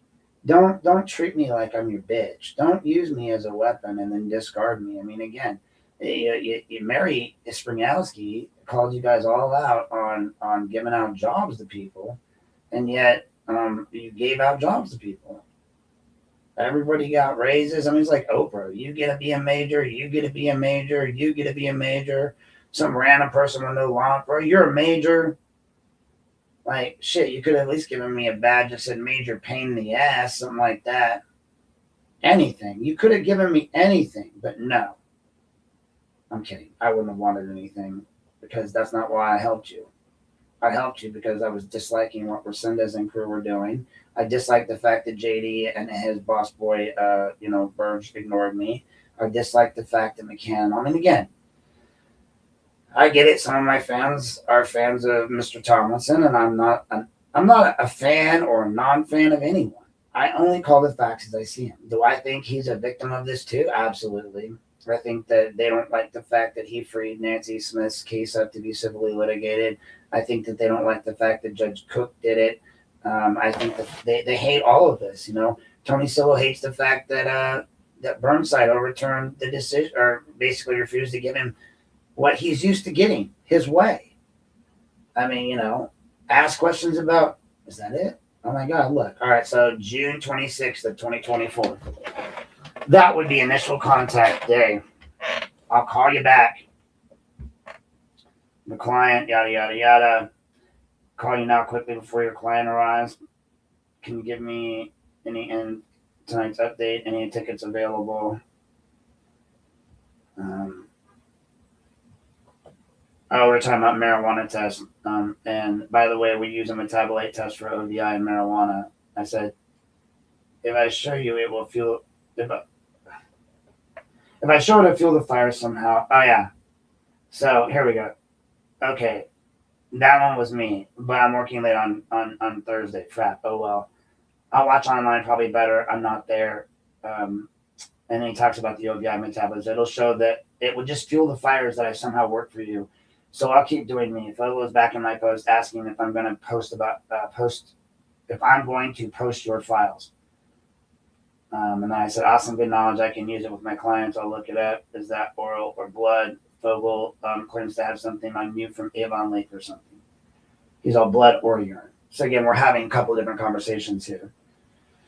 as far as that goes, I just advocate for less misconceptions about that drug. And as such, I'm always wanting to have more knowledge. There just isn't enough data. And like with alcohol and an SCG counselor, I will always try to keep it real. So then they have to transport the suspected person to get blood or urine. And then they look at the percentages because the stays in your system for months was my question. He says, LOL on April late, which was the photo thing. I'll call you in shortly. No good way to put that in writing, but you'll appreciate it a lot. See, that's the way we do that. Oh yeah, can you call whenever you can? And so then I got in our office emails here. Oh yeah. So I sent Jack all the interoffice emails showing that like from McCann to Burge, like in January of 23, please be advised Rich Resendez is no longer employed as a Secret Service officer in our office. He is currently holding the position of Deputy Chief of Staff of Operations. If there are any questions for the foregoing, please contact me, Steve Staff James Burge. So basically they were saying he wasn't even an investigator back then. He was like the Assistant Chief of Staff or something is what Resendez was. And I think that's what really dug me into wanting. I was like, I know they they changed his status to non-classified, and 1 month later wrote the letter allowing Resendez to run for office. I got that. I sent it to Jack, and he says, correct. Then I added him a page where it's me and George Patton talking, and then I said I handled that. I said, always feel free to shut me down as well. My ADHD makes me talk way too much. Make it a wonderful day. You as well, he says. He goes, if I had scanned version or didn't have to go to the meeting and get set up for everything else this weekend, I would just post it myself. I said, it's fine. Make him work for it. Freedom is scary. He's all it is. He wants to attack me, not you. They need to discredit me, I said. He goes, understand. And I said, if they discredit me, they indirectly, in their mind, hurt you. They just understand I'm really a cog in a much bigger machine. You need to understand at least. You cannot break what the Army already did. LOL, I got this. Aid and abet is no match for my kung fu. Wow. He's talking some shit. That was me. He's all, now this is getting philosophical. I was like, there is nothing permanent except change is what I said. Then I shared a post. I said, you have supporters, thought I'd share that I'm not the only one who supports you in this. Good luck tonight at the debate. You got this. Thanks. And then I'm like, you got a second? I really don't know. He says, I'm going to spend a couple hours with the family. Are you available later tonight? Sure. Thanks. FYI, I'm finished watching. You nailed it. Rich dropping McCann and Pelly Hatchak. Pelko McCann. He tried to backtrack, but said it. And posture. Yours was amazing. Rich was staring at his shoes. And his answer about autism was unacceptable. Anyway, gonna go finish watching. You got a busy day. We can talk later. But as for you see, I sent the request for Resendez files, and I finished the video. And you finished so strong. Well done. Very well done. He says, thank you so much. I can call around 11. Thanks. I put, I'll be up. Resendez, I shared another one. Shared my card, just so you have it. Same thing with it centered now. Oh, hacks. It shouldn't be this hard.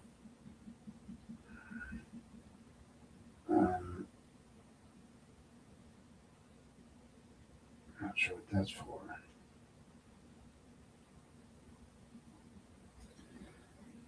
I sent this to Jack. Plaintiff asked judge to issue ruling on released communication in J.D. Tomlinson's record case. He's I'm a fortune teller. Yep. It's obviously a public record. I can't believe we're even having this conversation about established Ohio and federal state case laws. As a licensed state professionals, we should all be aware of this. He says, agreed.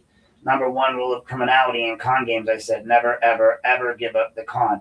They will defend their actions to the end. I admire their conviction, even as they disgust me with their blatant disregard of their oath. Let's see what next week brings us. Maybe it should be interesting. Then in June of 2024, on the 29th, he says, I'll be at dinner, call you back. I sent him a bunch of text messages about stuff from online, just FYI. You don't have to call, just wanted you to be aware. I said nothing derogatory, and I don't represent you or your campaign in any way. Nice job, and thanks for the plug, he says. I'm tired of being attacked on Rich's page by his supporters. Well, a wise man has said that's what last place looks like. Just wanted to call and let you know I've been seeing your sponsored ads on Facebook a few times. They are getting out. While I cannot directly be associated with the campaign for ethical reasons, I have been really going out in my neighborhood and telling everyone how important a vote for Hall is. You have way more followers on Facebook as well. Keep up the great work. And I'm trying to fire the voters up. Make it a safe weekend. He says, thank you. I give a bunch more posts up about Mr. Fogel's discussions with me. And I hopefully he'll block me, blah, blah, blah. The one where he asked if I work for you. They want me to work for you so badly. He says, I guess. That's Jack's answer. I believe they want to associate me with you because it continues their narrative. I don't work for anyone, which is kind of true. It's stupid. He's all, yep, please put it out, he says. And he will do your work for you. He always others' efforts to aid you in your goals.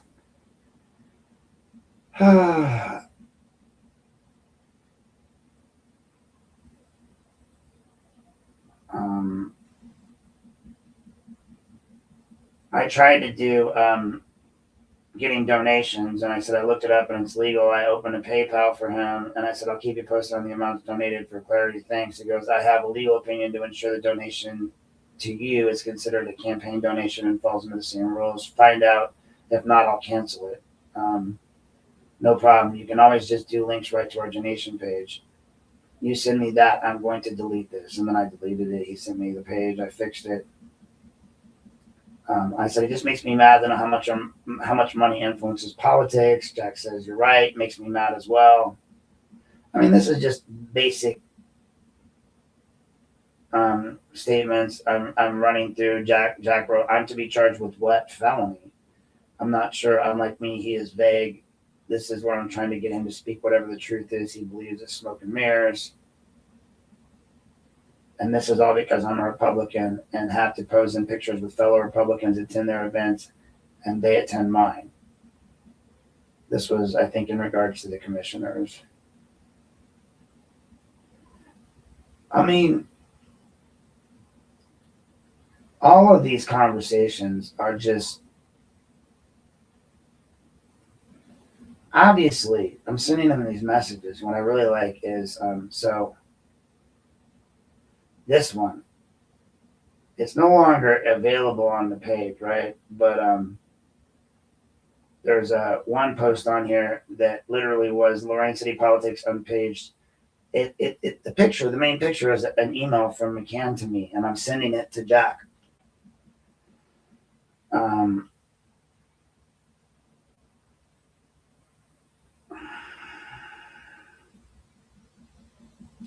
Just kind of scanning through.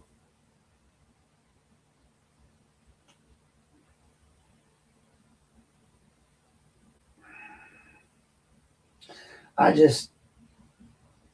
mean, folks, this stuff just goes on and on and on and on. And I don't really know how to take this, but I know what betrayal looks and feels like. You know, and I'm just trying to double check that there's, I mean, this I love when he was sending me copies of his website to approve for him, in my opinion.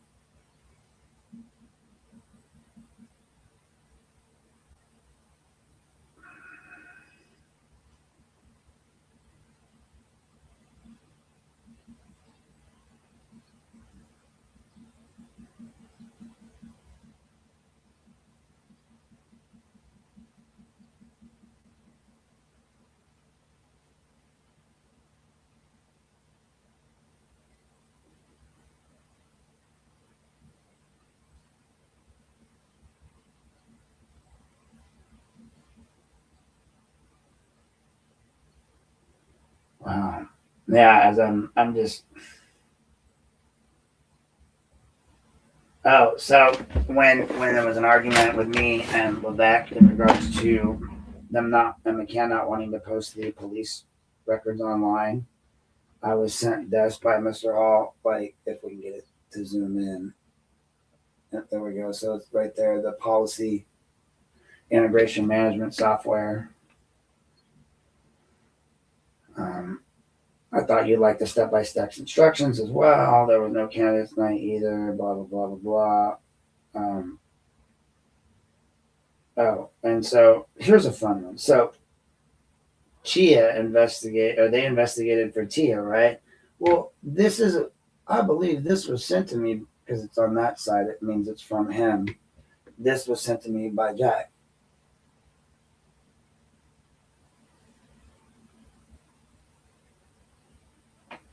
Which is, notice some familiar names there. But hey, what do I know about conflict of interest? Nothing, I guess. Now, let's see how we get that off. There we go.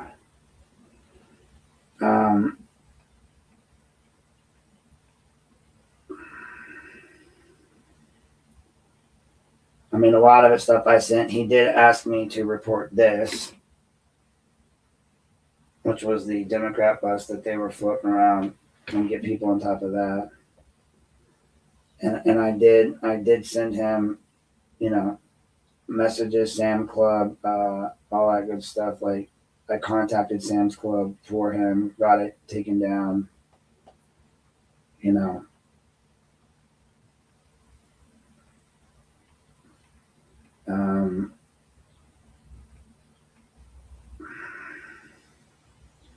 just ridiculous that somebody who I have this kind of connection with just is so willing to just toss everything out. And I don't understand. I don't get.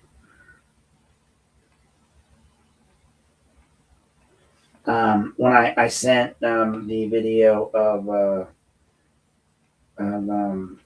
I sent a video to Jack of Tony in the that house where he was stumbling around, and Jack's says, I'm leaving the video up. I said she is scared to death. I took the photos down, but I cannot undo the videos. This was so I put a bunch of names up,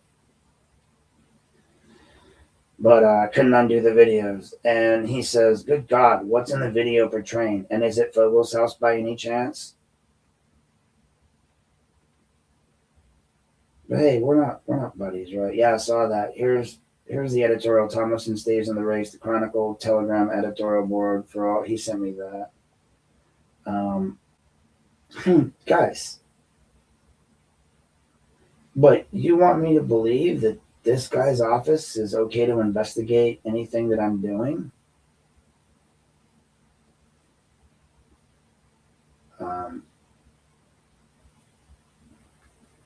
Look, he sent me that too. Yeah, he did. Picture of J.D. Thomason at the Elyria Shooting Department. Guys, I mean, he says, that's great. You need to find out if Resendez actually voted to endorse Tomlinson at the FOP3 endorsement vote. I would be happy to speak with her, but I cannot talk about specifics of the radio contract since she's a party to the suit by CCI. Else should be fair game.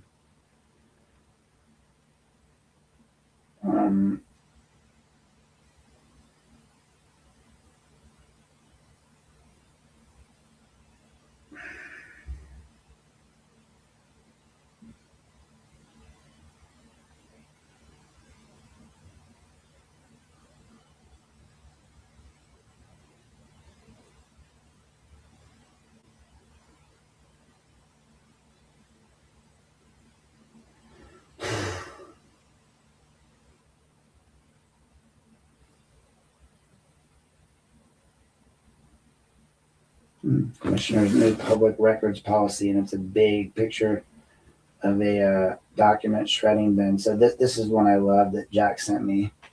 So, right, you see it says document shredding. This is what he wrote on September 15th. I'm sorry, September 15th. Yeah, September 15th, 2024. It's not going to let me pull up the comment completely, but, and this is going to be backwards because it is what it is, but commissioners, it says commissioners' new public records policy.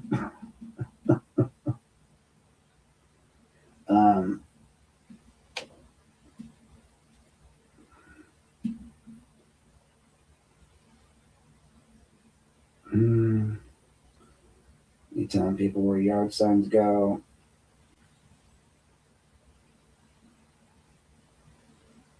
I mean, guys, I could do this forever. I don't want to bore you anymore. But there's a crap ton of emails there that clearly show that his office cannot be engaged with me in whatsoever in any way, shape, or form, and neither can the prosecutor's office.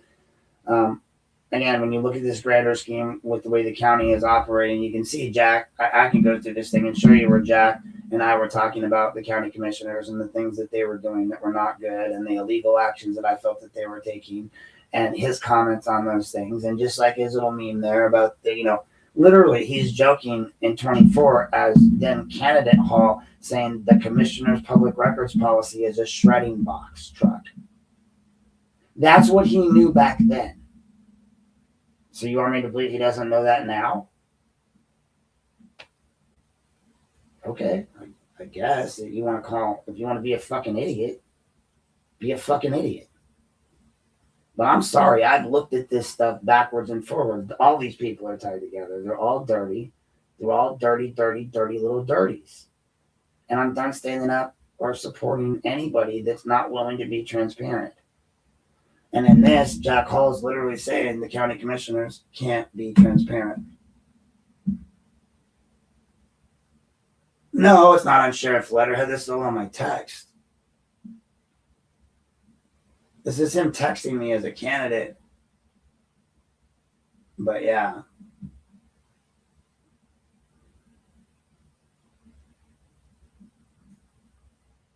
But that's the thing. Everything, it continues to come back to authority, right? Authority, authority, authority, authority. You look at the county commissioners at this meeting the other day. You have multiple sides of multiple facets coming together to say to the county commissioners, you're wrong about your records process. You look at the way they started this process broadly from above and you go, okay. I pulled all of the records in regards to donations to these different candidates. And I posted the Freedom Pack, which is the money in which all the money goes into this giant Freedom Pack and then is distributed by none other than one of your county commissioners to the rest of the candidates that are possibly running. And that Freedom Pack gets large donations, not only from the candidates themselves, but other areas. It's one of the ways that they distribute money in the Republican Party. I've done entire episodes on that. Take a look at it. Then you look at what they're doing with they hire their friends, their family. I mean, look no further than the school district, Ballard. You got Ballard Senior, Ballard Junior. You got Ballard's wife. You got Ballard's daughter, all making cushy jobs within in the school district.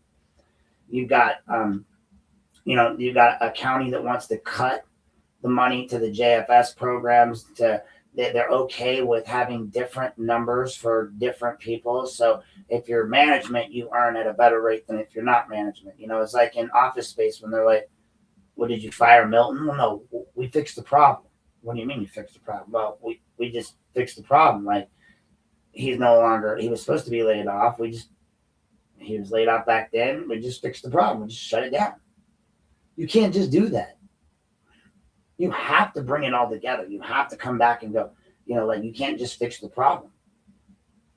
You can't just say, well, we fixed it for management. We didn't for the rest of the employees. And now instead, what we want to offer you in this new candidate contract that everybody's talking about. And again, I'm just going to squeak it out there. What they really want is they want the employees to take zero back pay, right? They don't want to pay them for the time that they worked for 3 months without a contract for 90 days. They want them to turn all of their freaking days into sick days, right? So instead of being like time off days that are appropriated through their contract that they're allowed to take for whatever reason, PTO days, they become sick days. And then in the sick days, what they do to encourage you to not use them is they give you a bonus if you don't use them. So instead of giving you a bonus, they give you a bonus that says that if you don't use your sick days, which used to be your personal days, we'll be okay with you. it's the biggest slap in the fucking face I've ever seen in my life. On top of not wanting to pay them for 90 days of past work. On top of going online with Orville and others and basically calling them out, our county commissioners. And again, you guys can think what you want about JFS, but these people handle your child support payments, and whether you like it or not, when you do finally get your benefits, it's because of them. And again, you want to know why it takes so long? Well, again, what level of care would you have to do your fucking job if you were getting paid less than a cashier at Speedway? These people are handling your social security numbers. You want to act like they're nobodies, but they handle all your private information. They have every last iota of documentation on you, and they're not bound under any ethical code like I am or anyone else is. Don't you think it might be a little wise to pay them?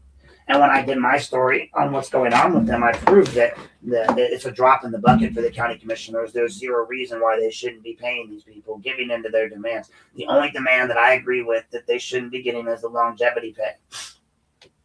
You get pay raises, fine, but a longevity bonus, fuck off. Everything else you deserve. You deserve everything else. You deserve to have the same benefits as management, period. No questions asked. You deserve to have the same amount of time off, accrual rates, period. No questions asked. You deserve pay raises, period. No questions asked. You deserve a decent contract and a living wage that doesn't force you to eat out of your own food pantries that you put inside your building, period. You have the right to petition, the right to ask for, and the right to strike, period. And we should support that. We really should. Because the county's going down something quick. I mean, even if the Chronicle's calling out, look at all the money we've lost in the Midway Mall, look at all the money we've lost everywhere. And they're just sinking more money into everything. I mean, again, we just hired Dan Nutt in the city of Lorain as an assistant auditor. Why do we need all these fucking assistants for people that can't do their jobs? I'd love to know that answer. Anyway, guys, I guess this is kind of where we should probably shut it down. I could go on forever, but this is the moment we're going to tie it all together for you. At the end of the day, this isn't complicated. Authority is not something you assume. It's something that you have to prove, That's it. You prove it with a statute. You show them the law. You prove it with process. You prove it with the record. You prove it by taking them to court, holding them accountable. You prove it by suing them, holding them accountable. Accountability is not something to be afraid of. It's something to be gifted. And if those things are missing, then the question is not whether the people agree. The question is now and always will be whether the authority exists at all. Or is it just a dictatorship? They get to decide. They're judge, jury, and executioner, just like what we had over here with this, with their rules at the county. I am at a loss with these folks. I have a Jack Hall who wants to roll into my life and act like he's my friend and then just fuck me, right? Well, I could go back and tell that guy something. Then I roll over to this and I look at Lorain City Schools. We got Figueroa, the minister and safety service director of Lorain, head of security, and a part-time law enforcement officer who was the officiant in these two's wedding. This guy pled guilty to a lesser charge in regards to her, a student at Lorain High, who he is now married to and has 2 kids with. Right? Okay. We have the Lorain City School Districts. Miss Ballard. Her first job was at her dad's radio station. That's where she got her initial background in radio and recording. And then she went, I think, to Dallas or somewhere in Texas and was working there. And now she's right back here working in the same structure her dad and her mom and now her brother dominate in Lorain City School Districts. You've got individuals like Joseph Rosenbaum and the fact that, as I posted some stories today, he got shot in the back by his son while skeet shooting somehow. His son immediately says, I didn't do it on purpose. Okay. Now you got that story. You guys we can sit here and talk all day long about the way these people have done me and the way they've done others. But my big question is, how long until this guy right here on the end, like Mr. Figueroa, sells my kid to one of these security guards that go to his church for a child bride to be a baby maker? You guys are okay with that? All right. I mean, I have the facts.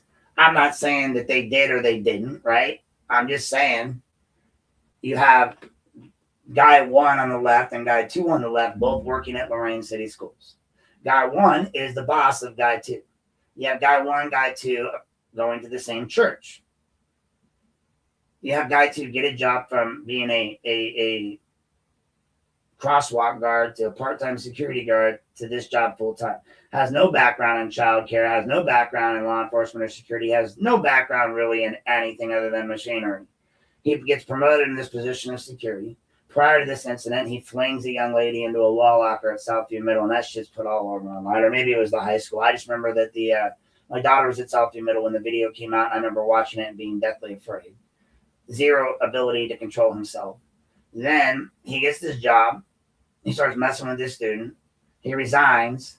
He turns his resignation into that guy in the black suit next to him. Effective immediately. No further investigation is ever done.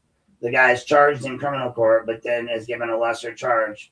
And then later, after all that happens, the guy that was supposed to supervise him, that was supposed to monitor him, that was supposed to make sure that this young lady in the wedding dress, who was headed to Kent State, who looked like she had a great future ahead of her, who should be in, I'm not saying her kids are beautiful, they're wonderful, I'm sure she's happy being a mom. But I want you to go back to that statement of she was only 16 when they met. There's an 8 or 9 year difference, which isn't that big of a difference in the grand scheme when we look at adults, right? If she were 25 and he were 33, different.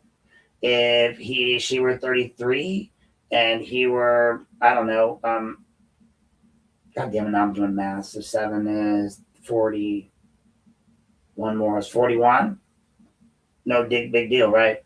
If he's 29 and she's 16, all right, 24, I don't know. Might have been more years. But either way, 24 and 16 is not okay. That's my problem. And then this guy that was supposed to be a supervisor, he took his thing, like literally just married them in a church. And now they're all in the church together, just cheering it up. God is good. God is great. Praise Jesus that he gave me a child bride. Praise Jesus that he let me have 2 children with her. And praise Jesus for giving me this, a great church that is okay with child brides. I'm sorry, Bible. I'll turn you around. Records, filings, all of it matters, folks. You know, and there are others. I've written stories on other issues with Lorain City Schools having problems, other issues with salary, other issues with all kinds of problems in Lorain City Schools, right? I don't want to tell you, you know, oh, I'm not friendly with Jack Hall. He should be able to investigate all my stuff. Oh, yeah, okay. I forgot, right? So, folks, you know what? You can say what you want. You can call me names. You can bully me. You can talk shit. These motherfuckers, they're not even trying to hide it. If you can't see it, somebody should give me Stevie Wonder, you know? Because he can see that shit. He'd be like, I don't know, but I think that they're doing wrong. I can't do Stevie Wonder, but I can, you know, like, I you guys got to be blind, deaf, quiet, and dumb as fuck to not see it at this point. As county commissioners come up and lie to your face, as your sheriff is fighting with your county commissioners, who again, I told Jack, I said, look, bro, you're gonna start talking to them, you're gonna go out, they're gonna put you on the, even after he fucked me with Tia, he still called me to tell me on the phone, like I got the call record the day after, right before the election, saying he knew that they weren't gonna win the tax increase, and he knew why, and he heard what we were saying. And we, you mean me? He heard what I was saying on my page? Yeah, he contacted me, he called me. Ballsy, I might say, to be honest, after what his department tried to do to me. But they all know, they know, he knows. I don't have any feelings about it. If I could be mad about it, I would be. I'm sure. But I don't really feel any way about it other than to say that was wrong. I can call it hypocrisy. I can understand now that you're a backstabbing little bitch who I shouldn't trust.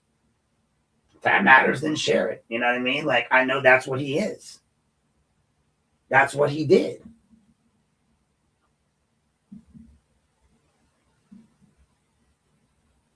So I don't know how else to take this stuff. You guys do things different here in Lorain County, Ohio, Cuyahoga. I'm at appalled at the level of you'll block emails. You'll literally redact every email address on something that Mary sent to somebody, but you'll let this bitch send all of my emails unredacted to a citizen in Lorain Ritchie, and then she gets mad when we sue her. Well, maybe you should have kept my name out of your mouth. I want to tell you. You blocked me from your page. You talked mad crap about me, and then you shared emails that you got illegally from Mary Springowski in the public eye, defaming me. Then you wrote a letter to the court defaming me even further by suggesting I would read law files in an attorney's office about you. First off, why the fuck do you think you're so fucking important to me that I would ever care what your stupid ass legal files say? I don't give a fuck about your estate. I don't give a fuck what you got. Obviously, Bob didn't. I mean, shit, you said he served you at the wrong address. Nobody fucking cares, bro. You came there, you got a service, you left. That's all. There's no conflict of interest there because this isn't the same service. But when you say I'm stealing files from the lawyer's office, that's fucking criminal. You guys just keep proving yourselves to be bigger, broader idiots. I mean, again, imagine if what I showed you that's in Jack Hall's files, that I have these text messages here. Imagine what else is in there. Imagine what I have on email. And these are just basics. These are just little pieces of things that we've talked about and shared. Do you want me to think you didn't know? Like we talk about John Gall. We talk about PSYOP. Let's see. John Gall, I was sending stuff that John Gall said about me, and then Jack says, no, if that's Riddell's admin, he lives in Elyria. Yeah, so why is he suggesting I meet with him or that we can? Oh, this was a different John Gall. It's a PSYOP to appeal to your greatest weakness. Being nice? He goes, I know you know that's not it. Talking? Not that stupid. He's claimed it's not him. It doesn't matter. It's because I've done nothing wrong. He goes, gotcha. So yeah, I was talking. But it turned out to be a different John Gall. That wasn't the John Gall that was the assistant for Riddell. It was another John Gall that lives in Lorain, that lives in my district. But, we're having conversations here in this, and you guys want to act like, I didn't know the guy. So, if you like this work, though, folks, everything posted as it develops. I've posted it, on my page multiple times, all these stories. But if you go here and you sign up to this Substack, you can get emails, right? I'll leave it there for a minute. You can do what you got to do. If you click up here on this little box, this is to donate, okay? If you click on that, you scan it with your phone, it's going to take you to a link. That's my PayPal to donate. If you want to keep journalism free and alive and well and these stories going on, and you feel that this kind of stuff benefits you, feel free to scan that and donate to me.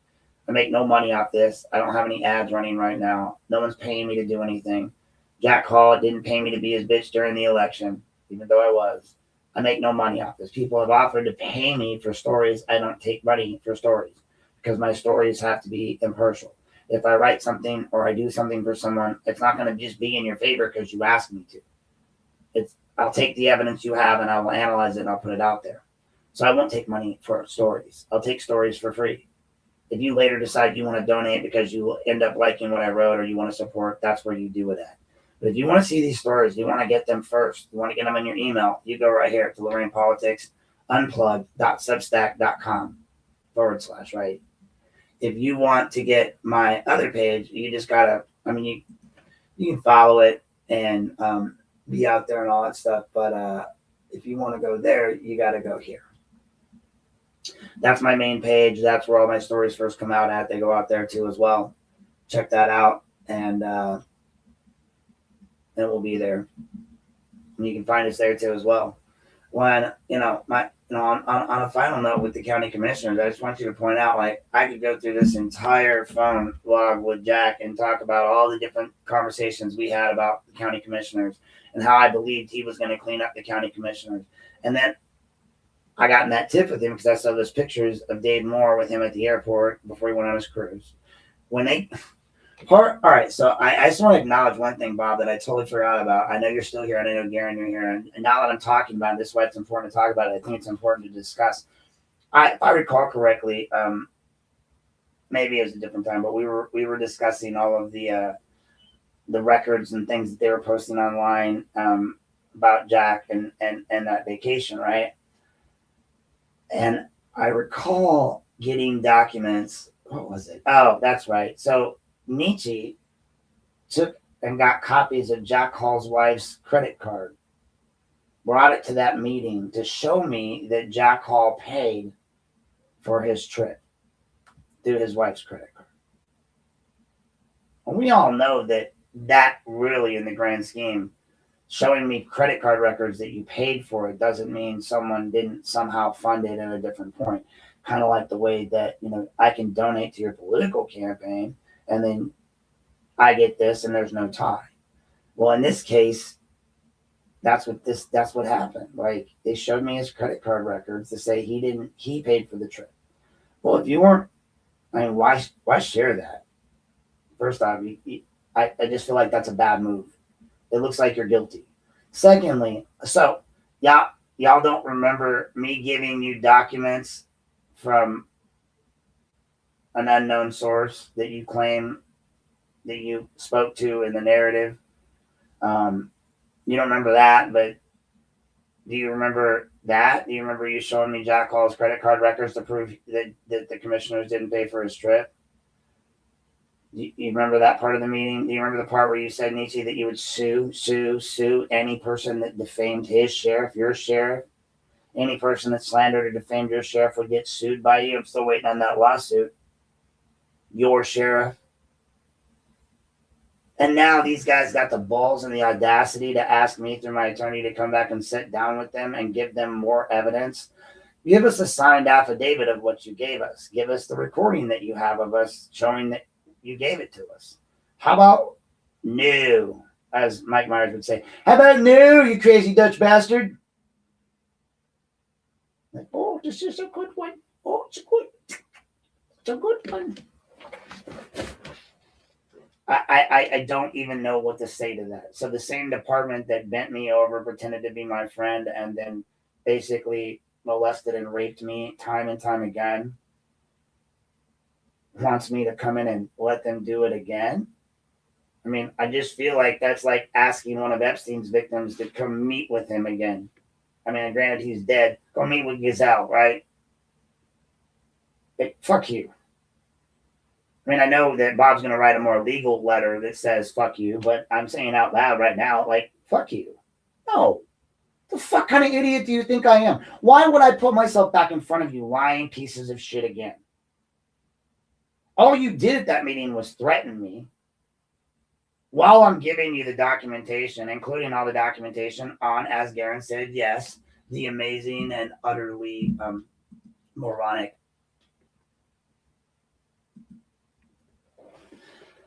But yeah, so that was the problem because they support the county commissioners and Hall didn't. Hall was like talking about all of this stuff with me about he was going to go after the commissioners. He was going to do the right thing. He was going to form an organized crime unit or whatever we want to call it. And they were going to do their job. And I see none of that happening. I see him getting out trying to sell the sales tax because now that he's in office, and it's a different story. It always is, right? Once you get in office and see the state of affairs, and you've got all these people you have to give jobs to. You promised. I just made it clear I could never take a job from you because it would look like I took a job from you for what I was doing. And I did all of this backdoor dealing and all these fucking knife attacks for him because I wanted to, because I believed in him, not because I was getting paid to. that would make it criminal on my behalf if I was getting paid to, because I would be doing something illegally based on the fact that I was getting paid and doing it. I truly believed in Jack Hall. I truly believed what I was doing was the right thing. I truly believed that making records requests on his behalf wasn't problematic, all the way up until he sent me that letter that was signed by me. He wrote my name in it. Now, granted, I sent that, but I didn't just send it on. I took it, I copied it, I made sure I put it down to at least somewhat feel better about me. And I just, but they wrote it, they signed it, they sent it to me. I was used in their little manipulation to get rid of Resendez with the SF-400 bit.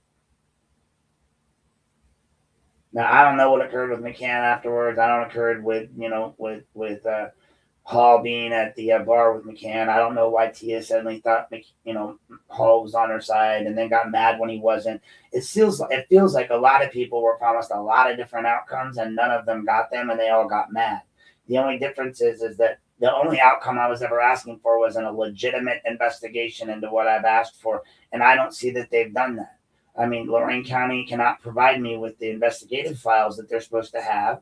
They keep lying to me. They keep hiding records from me. And as Gerald Phillips says, that's illegal. So you guys are going to have some more $305 hour, an hour records requests coming your way. All I know is that, I'm looking to get my lawyer maybe a Ferrari or a BMW to drive around in, so I don't have to worry about his car anymore. Maybe we can update his office. Whatever money you guys want to donate to that from the county and the city coffers, that's on you. Continue to act the way that you are, and I'll continue to have to pay my attorney to do his job at a reasonable attorney's rate, which in Lorain County for public records is $350 an hour. And I find Bob to be a highly competent, highly educated, and very knowledgeable lawyer in the field of public records who has constitutional law and education that's beyond anything I've seen. And as such, I believe he deserves $350 an hour. And I'll make sure that I state that in a court of law every single time I have to sue from going forward. Because why go to the court of claims when nobody gets anything and the city gets basically a slap on the wrist and doesn't have to do anything, when you can go to the county court, you can bring it to the forefront. Now, granted, if it were anyone else, the Chronicle and the Morning Journal would have reported it like nobody's business. But we've got all these lawsuits against them, and the Chronicle and the Morning Journal aren't even bringing up the gun lawsuit, right? They don't give a shit. They don't give a shit about you or public records or the truth, right? They want to just be the supporters of your city and county government. They want to just suckle on that teat, right? And that's on them. That's not what you're going to ever get here. Go look at my page. Go look at the stories. Go share the stories. Put them out there. Make sure people see them. Share them with your friends, your family. Share them with people you hate, people you love. Sign up for the Substack. Go to the website. Add that. Come to my Facebook page, like this page right here that you're getting it off of the Unplugged page. Follow that page. I need followers. I'd like to get at least 500 on this one, over that number for certain purposes on monetization. But I want to get the information out there. I want people to know. And I want people to be aware. And I want people to be able to do what they need to do. 55 Chevy, I know, right? On a side note, I do want to remind everybody that while they sit here and talk about blocking emails and email addresses, the city administrator or the city HR director has given me McCann's social and everything, that his lawyer put his home address out online, that the city has given me your assistant safety service director, all his home address and information and social security number, that the city police released a driver's license information of an officer, also released the address of an officer, home address of an officer, the one that was a sergeant that's no longer a sergeant, that was a DUI. That's actually in the video files that you released that to me. So while you release everything and anything to me unredacted, you argue about tiny redactions that you shouldn't be making in regular files. And that's what I think makes you a moronic idiot. And that's why I treat you like a child. When you stop acting like children, I'll start treating you like adults. But until then, Jeffy, you keep supping on your bourbons down there at the checkpoint. Dave, you keep filling people full of shit, just like you did with the Clearwater mortgage scheme and all that other crap that you were dealing with. Marty, it was nice to not see you at the meeting the other day. Oh, and when I went to my last council meeting, it was nice to not see the other guy, Mr. Arroyo, there. But just remember, records, filings, analysis. All of it matters. And if it matters to you, go there and share. Because this transparency is only going to work if the people are paying attention, right? What I look at everything, the facts of the matter. You look at the law references. You look at standing. You look at the way that you've got a junior attorney in the law department trying to argue standing. And it's like he's a first-year law student, the way he's arguing it. I mean, this is your tax dollars at work and at waste. They've wasted all this money. They've already wasted $10,000 on McCann post hire. So he's fired, right? He's gone or retired, whatever. They spent $10,000 already on his defense in 2 cases that are civil in nature, not criminal. You guys okay with that? And it all went to Mr. Rosenbaum. All of the money, the $10,000 for McCann, went there.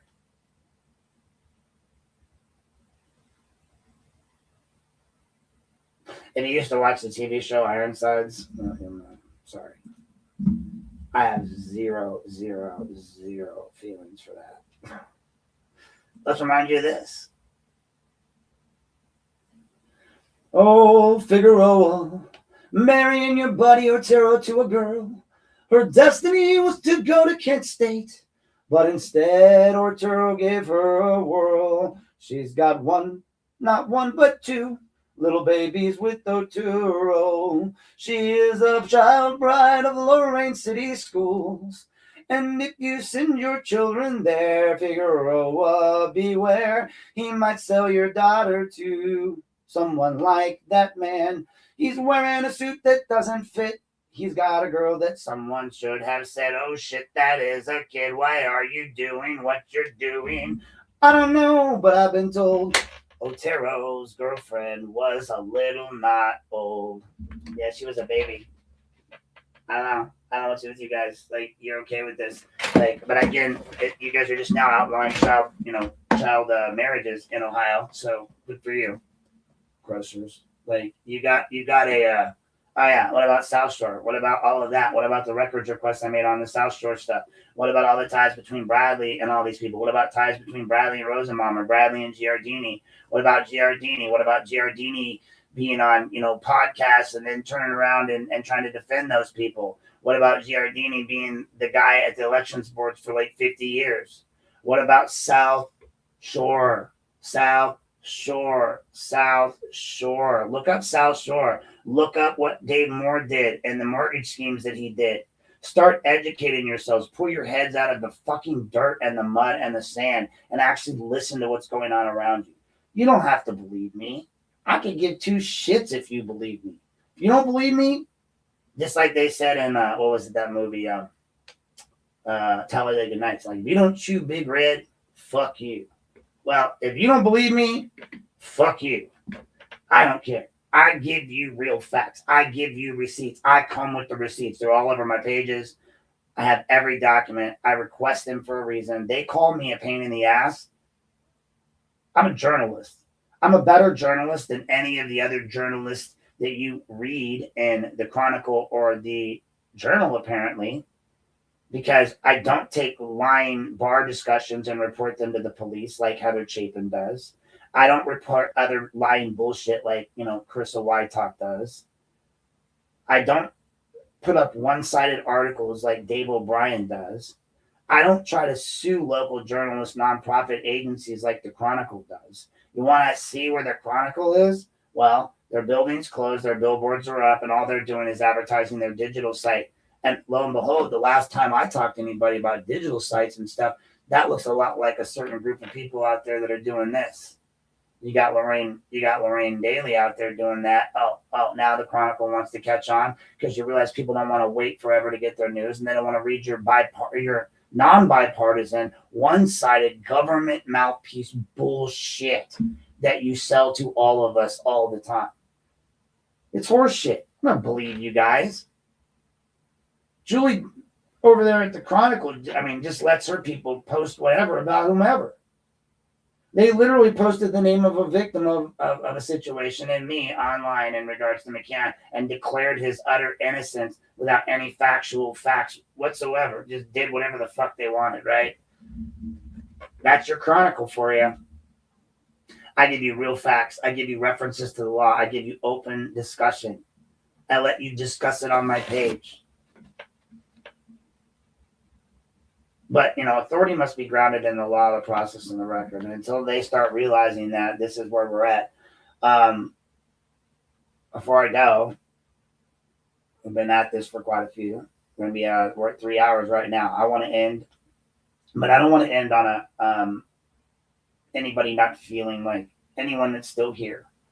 If you have a question that you'd like me to address right now, is your chance. I'm gonna put a little music on for a second, and you guys write it in the comments. Give me a couple of questions. I'll play the music for a couple of minutes. If you have any questions at all, feel free to put them in the comments. Now, if you're watching this and it's not live, okay, it is now 2:01 p.m. Eastern Standard Time on 2/15/2026. If it is any time past like 2:07 p.m., you're watching this not live, and I will not answer your question, so I do apologize. Do not comment after that. But for my 8 to 10 live people here now, or whoever else is still in the chat on any of the platforms, feel free to post a comment. I'm going to play a quick little ditty tune for you guys. Well, not ditty tune, a quick little tune for you guys while we wait. And then in a couple of minutes, if you have any questions up there, I will... Yeah, I'd like to know that answer too, where he was getting high in that video. I don't, oh God. See, if I was prepared, I'd have that video pulled up to post there, but that's not a question I can answer. That's just a statement, right? Like, was he, where was he? I don't know. Jack Hall seemed to think he might be at, and Jack Hall, I'm sorry. He didn't seem to think.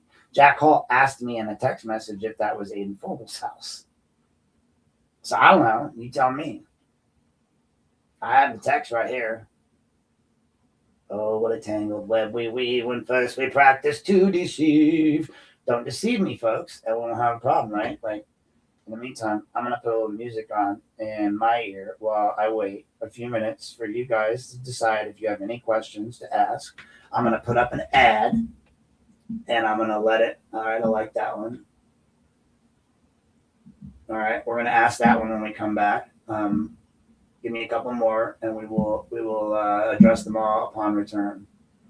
I'm going to put this up real quick since I want to.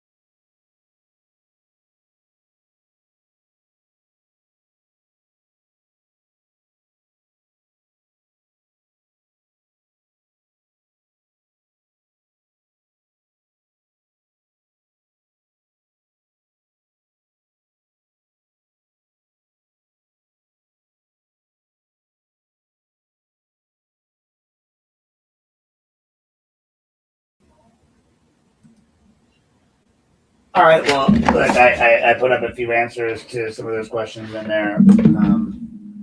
I ran some of them through a little bit of AI there to get the quick answers, even though I posted these avenues on a lot of pages before. I'm going to go ahead and pull this down now. I didn't want to, finalize that question with something on my own. That's all the posts for the different places you can go to post these things. Whether these people listen to you or not is another thing, because a lot of the time they just fucking ignore you, or they pass it off to another agency. But federal jurisdiction is not triggered by disagreement or even like bad decisions. It has to be triggered when conduct crosses into what they look at, like anything that's considered willful deprivation of rights, a corrupt use of their government power, color of law stuff, fraud that involves the feds, maybe criminal conspiracy, especially the ones that involves the feds. The key question is not whether something's wrong, but whether it fits within that federal statute, that box, right, or whatever that allows you to get the feds in for intervention. Most of the stuff that I've been looking at would be covered under Civil Rights Division, FBI Public Corruption Unit, and the Northern District of Ohio U.S. Attorney. Well, the FBI doesn't listen around here from what I've seen. And, apparently Massey runs, the Lorain Sheriff's Department. So if he's the example, like apparently you got to stroke someone's ego before you can get in. I don't know, what else to say. But when you look at those things, they become problems. I'm just going to look back up here and see if there were any other questions popping in while I was.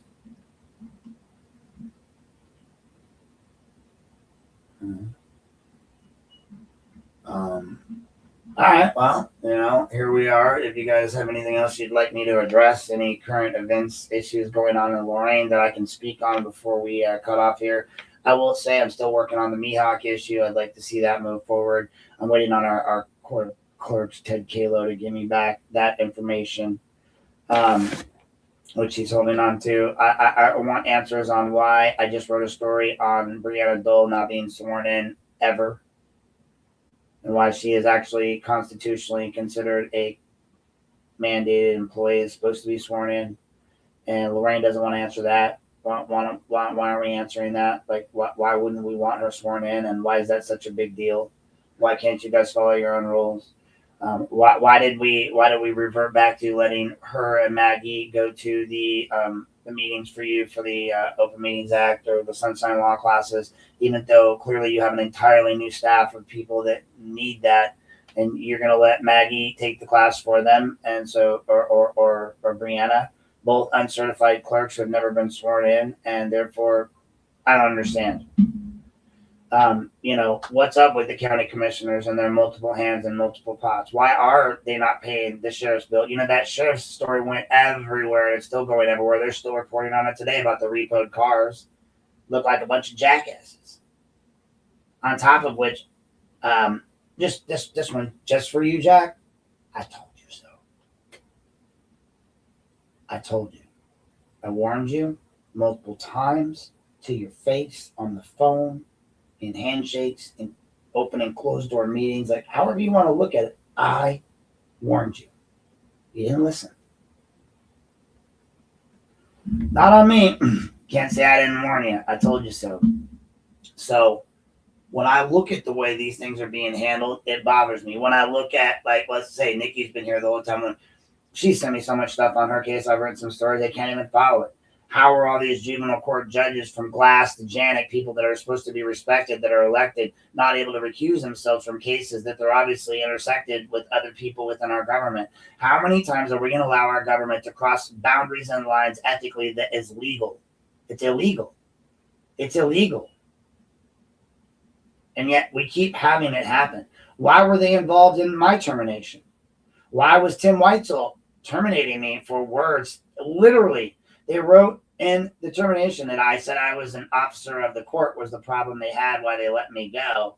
And yet when you went on their own website, it said that guardian ad litem's were officers of the court. So go fuck yourselves. How is it that 4 sitting judges, so I'm going to say it out loud because it said the juvenile judges and Tim Weitzel. So Tim Weitzel, fuck you, you're a liar. Judge Glass, fuck you, you're a liar. Judge Janik, fuck you. You're a liar. Judge Swinsky, magistrates, all of you people, fuck you. You're all liars because you let Tim Weitzel speak on your behalf when he wrote that letter to my employer, which I now have. And it said, on behalf of the juvenile court, all of you were members of the juvenile court. So you fucking lied. Your own website, I have the pictures, literally shows guardian ad litem. I could have recited it for you word for word. Once sworn in are considered officers of the court. And like you let fat little McCann roll over there to dumbass Weitzel and literally you did this. You wrote a letter to my employer and you got me terminated and you blackballed me. So Sherry Glass, fuck you. Fuck your stupid ass fucking husband, stupid ass cigar bar. All you guys, fuck off. Like, you fucking did me wrong. You stood outside a Crossroads outside of LCC after a renounce-denounce meeting and pre-warned me that I was getting fired by McCann before I even got to the office because you didn't know who you were talking to. You had ex parte communication with me outside of court saying my kid was in the right place and discussing my custody case. Your own clerks didn't even know how to register a foreign order in this state. And you participated in sending my child back in an abusive household in Utah.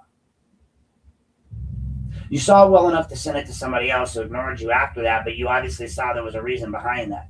You walked up and you pet my dog and you talked to me in public, all while knowing you guys bent me over and fucked me.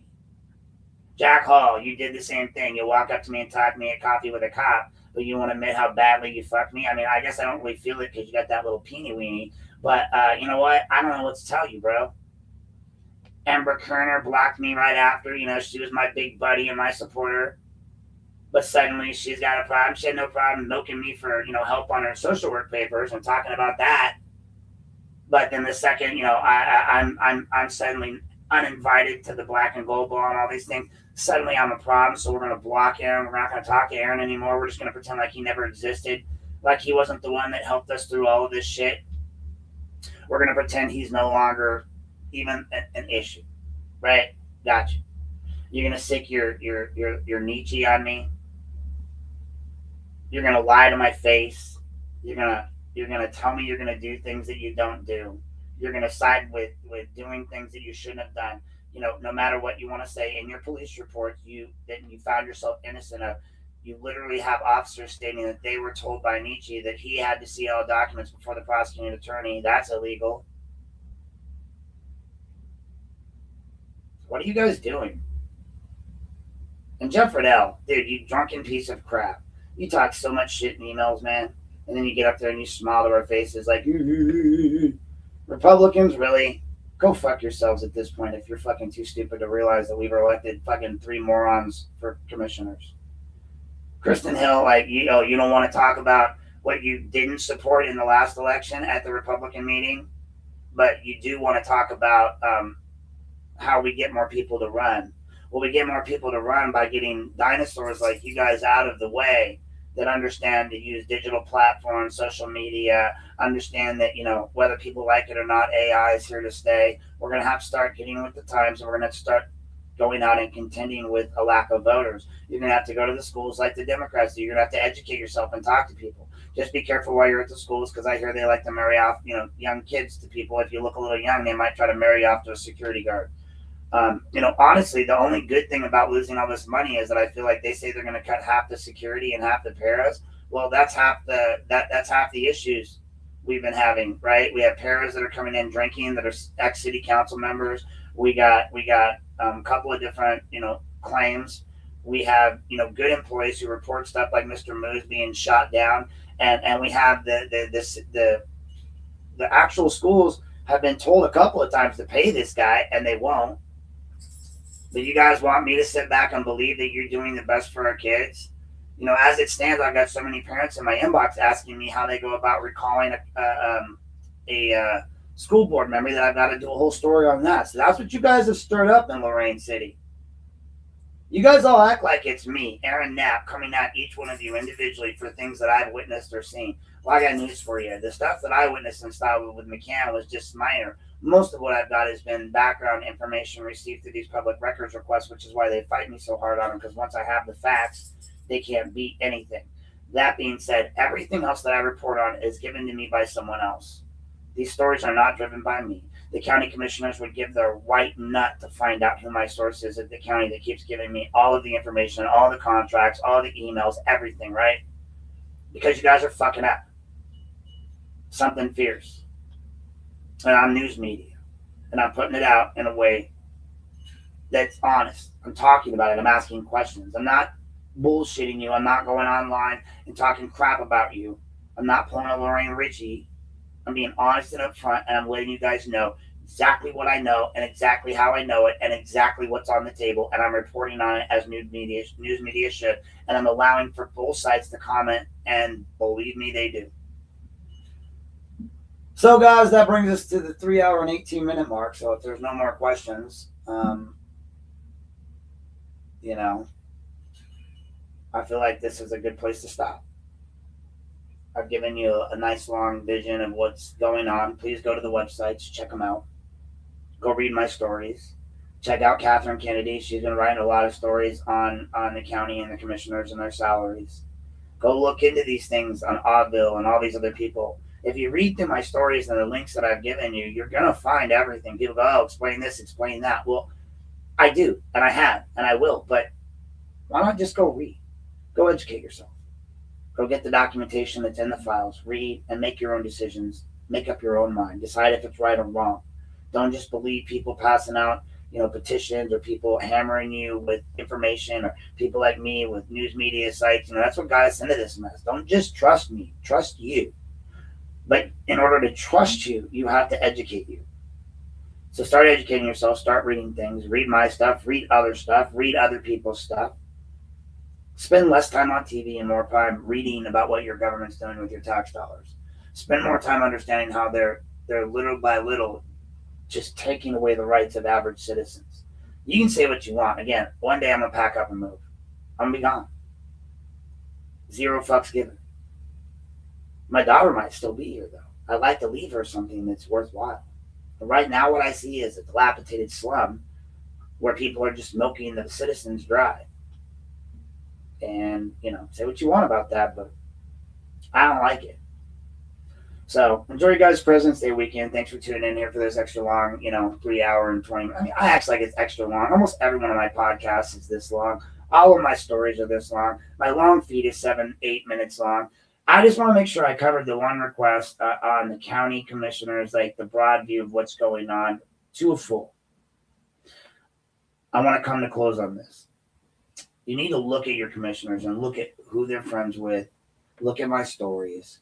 Look at the donations. Look at the tie-ins. Look at the business partners. Look at who they're friends with. Ask questions like, does Marty Gallagher have a family member that's in the asbestos removal business that would have benefited from the buy on that mall deal? Has Coldwater Consultants donated thousands of dollars either through their entity or through their ownership to different politicians? Has prominent contracts been awarded to people who have donated money in the past or after the fact to political campaigns?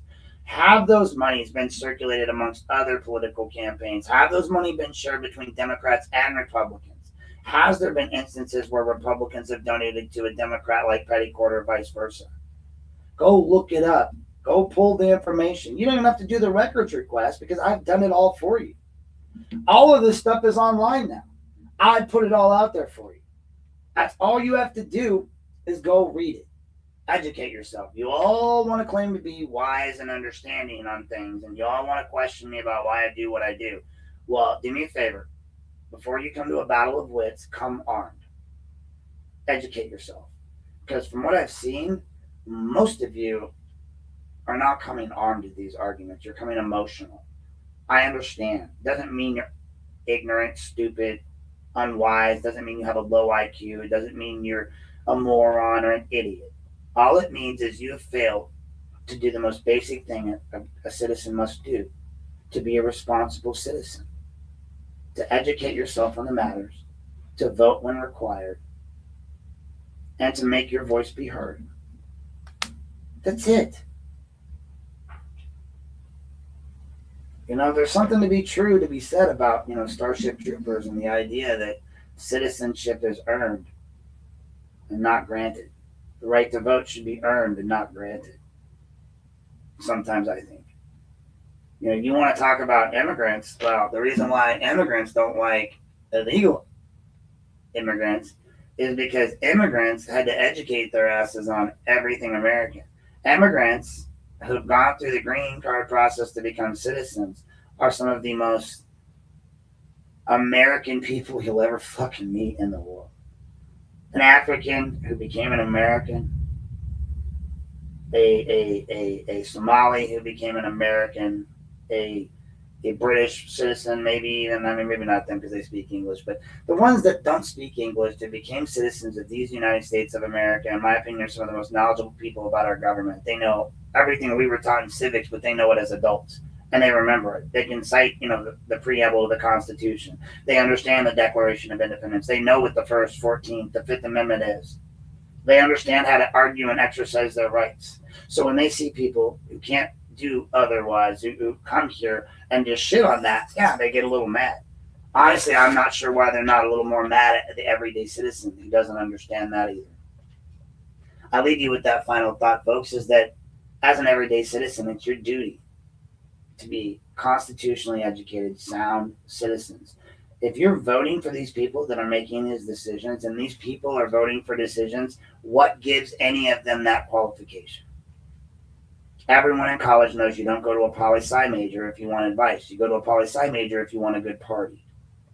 If you want a balanced budget, you go to an accountant. Oh, Catherine Kennedy. She may be retired, but she's not wrong.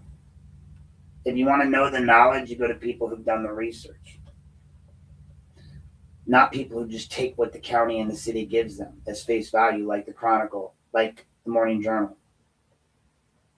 They just feed you bullshit that the county feeds them, that the city feeds them. I'm not going to do that here. Some of the stuff I say is going to make you feel really fucking uncomfortable. Some of it you're not going to like at all. Some of the people don't like that I'll still go after JD while defending JD. JD is a man. He was waylaid by a female. It happens to the best of us. It happened to Arnold Schwarzenegger. It happens to a lot of great men. It happens to a lot of shitty men. It happens to a lot of great women. It happens to a lot of shitty women. It happens to all of us, right? That in itself isn't criminal.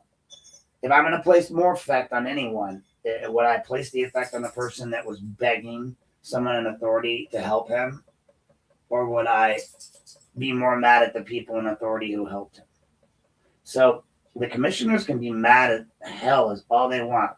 JD had nothing to do with hiding the records. That was either petty court and the commissioners. And you know who got a job? Petty court, right? Coincidence? I don't know. JD got in trouble because he got his dick wet. I'm going to say it out loud so that nobody else can say it. Apologize for those who have faint ears listening at home. But I'm sorry. He was taken, as many men are, by a pretty smile and a little ego stoking. But he won't make that mistake again. He's learned from his lessons. He's a smarter man. And the fact that they're going after him the way they are really just shocks me because it's problematic. The C2C charger I put up here. I'm trying to connect. There's a thing that you can do on VR where you can connect your VR to your mobile. I have like my iPhone chargers. Do you have a C2C charger? C2C on both sides? Probably. Can I borrow one? I only need Borrow? Yeah, borrow. I only need it for a little while. I've heard that before. I only need it for like a couple minutes. You take my C2C charger and you don't bring it back, I'm going to see to it that you see your way somewhere else. Okay? Just saying. Man. Is Garen on there? No, this is a live broadcast for everyone. Oh, yeah, he is actually. Hey, Garen, thank you for the gift, by the way. Just had to let you know. Was that like? Oh, yeah, that was like a while ago. Okay. Yeah, and I didn't have, I wasn't done. done. Okay, she's thanking you for the birthday gift. I didn't have time to tell. Yeah, Coldwater Consultants, they've all donated. Yeah, I already said that, and to Bradley. But that's where we're at, folks. You know, we're rolling down this as we start to pull out all the information, all the logic, all the stuff that we see that's going on in our county and our community. You have no further to look than to throw a stone to see it. It's everywhere. It's in everything. And once you get in it, you can't help but be messed up in it. It's like a muck. I truly believe that's what happened to Jack. I believe he got in there and realized, oh shit, right? I get it. But while I may get it, I don't have to be involved in the oh shit moments. I don't have to give in to those moments. I can hold my government accountable.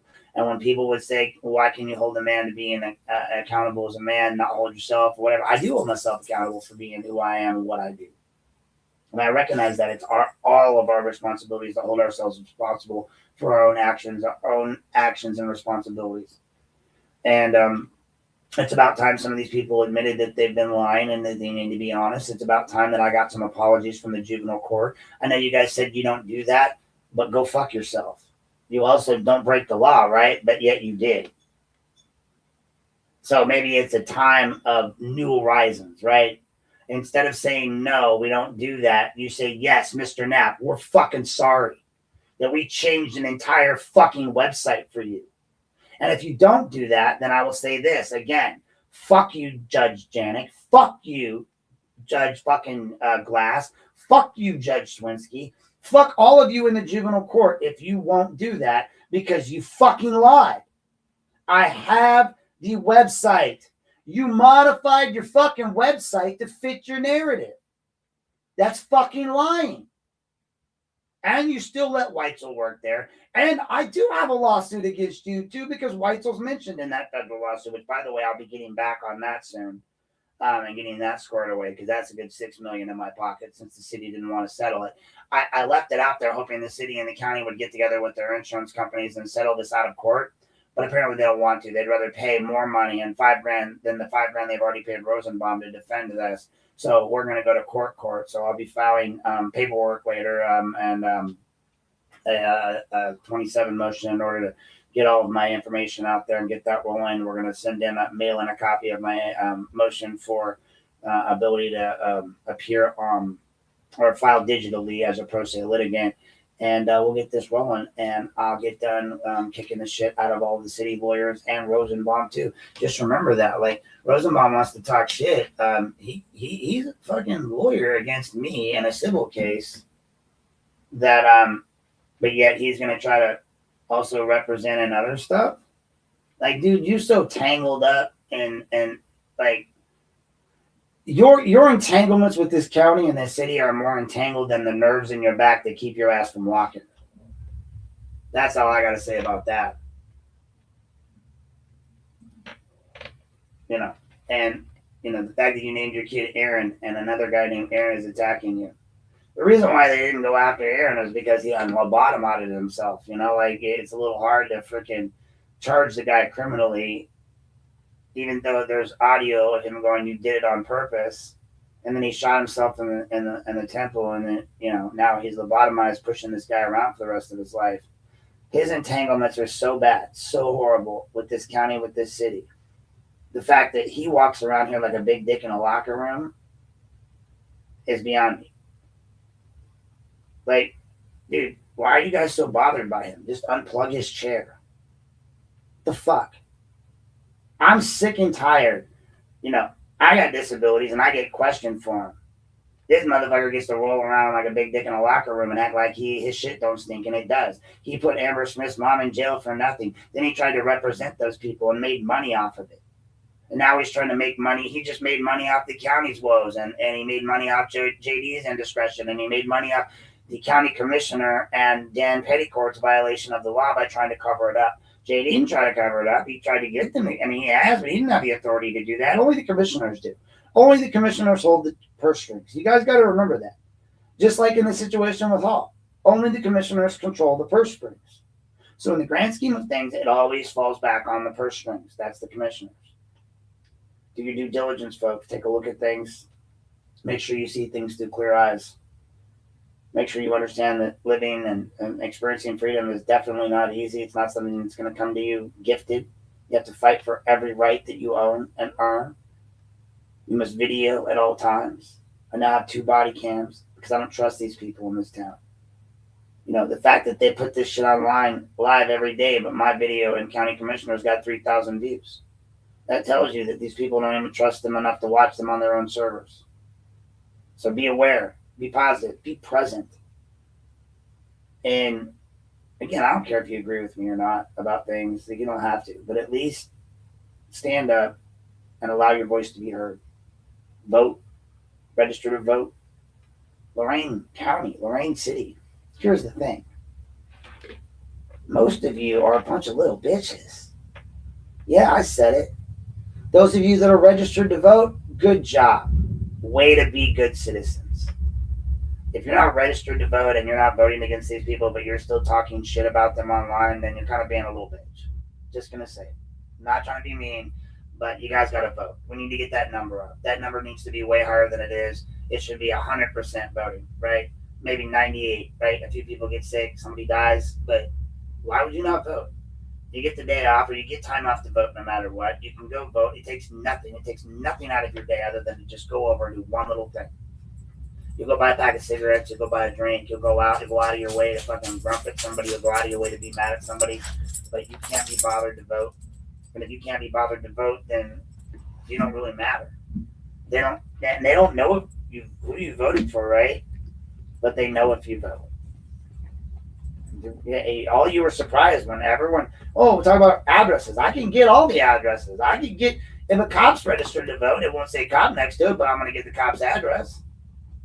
No one's address is hidden when it comes to voting. We're all out there. It's all out there, so we know. The government knows if you vote, and the government knows if you're registered. They don't know who you vote for. That's it. So if they walk up and you're not registered to vote, all they're going to say to you is, I'd like to help you, son, but you're too young to vote. And you can't use a call because you didn't work a late.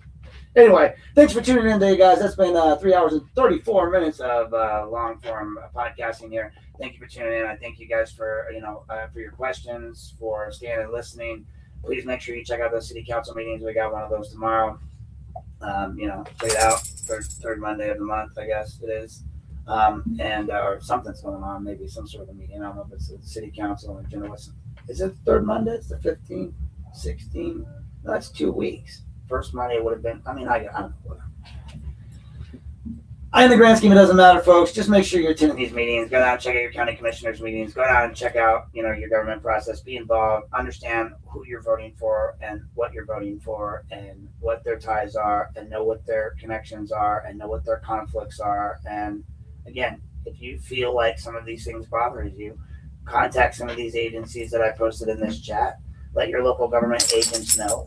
For those of you that are asking me what I got to do to recall a school board member, I'm working on that. I'll put a story out for you on that. Rest assured to all of you that are in my inbox, I'm trying my hardest to get on top of everything. I'm trying to respond to all of your questions. I'm trying to do everything, but it really is just me. And in between this and the lawsuits and raising a child and all of these things, it takes a toll on you. So I promise you, I haven't forgotten about anybody that's in my inbox. I'm slowly, surely getting to all of you. You could ask Nikki. Like, it may take months, but suddenly a story will just pop up one day and you're like, oh shit. So that's the way it happens, right? The magic happens after hours when the ADHD hits. But this has been a fully provided production of AC Entertainment. Oh, AC Entertainment. So when I ran a karaoke business, I was AC Entertainment. So it was, welcome to this is AC Entertainment. We can be the star of the show. So no, this is Aaron Unplugged Inc. or Aaron Unplugged Media LLC. I've been out here trying to educate people. And so I appreciate you guys tuning in. I appreciate you following. Check out the pages, like the pages. Check out the podcast when they come out. Follow the Facebook page, the main Facebook page that we have here. I know a lot of you are following my regular page, like just me, but that's not where you're going to get that info from. I try to push all that info over to that the Lorain Politics page, the standalone one that used to be my political page for running for office. That one where you can follow or not, what I'm talking about. That's the one where you need to be following. Also, check out my Substack. All the Substack if you want to get your address on there. And in the meantime, you guys, law enforcement, be lawful, not awful. The rest of you, thanks for tuning in. Enjoy the rest of your weekend. Enjoy President's Day. I hope you guys find some great sales out there. And we'll talk to you guys next time. So thanks for tuning in.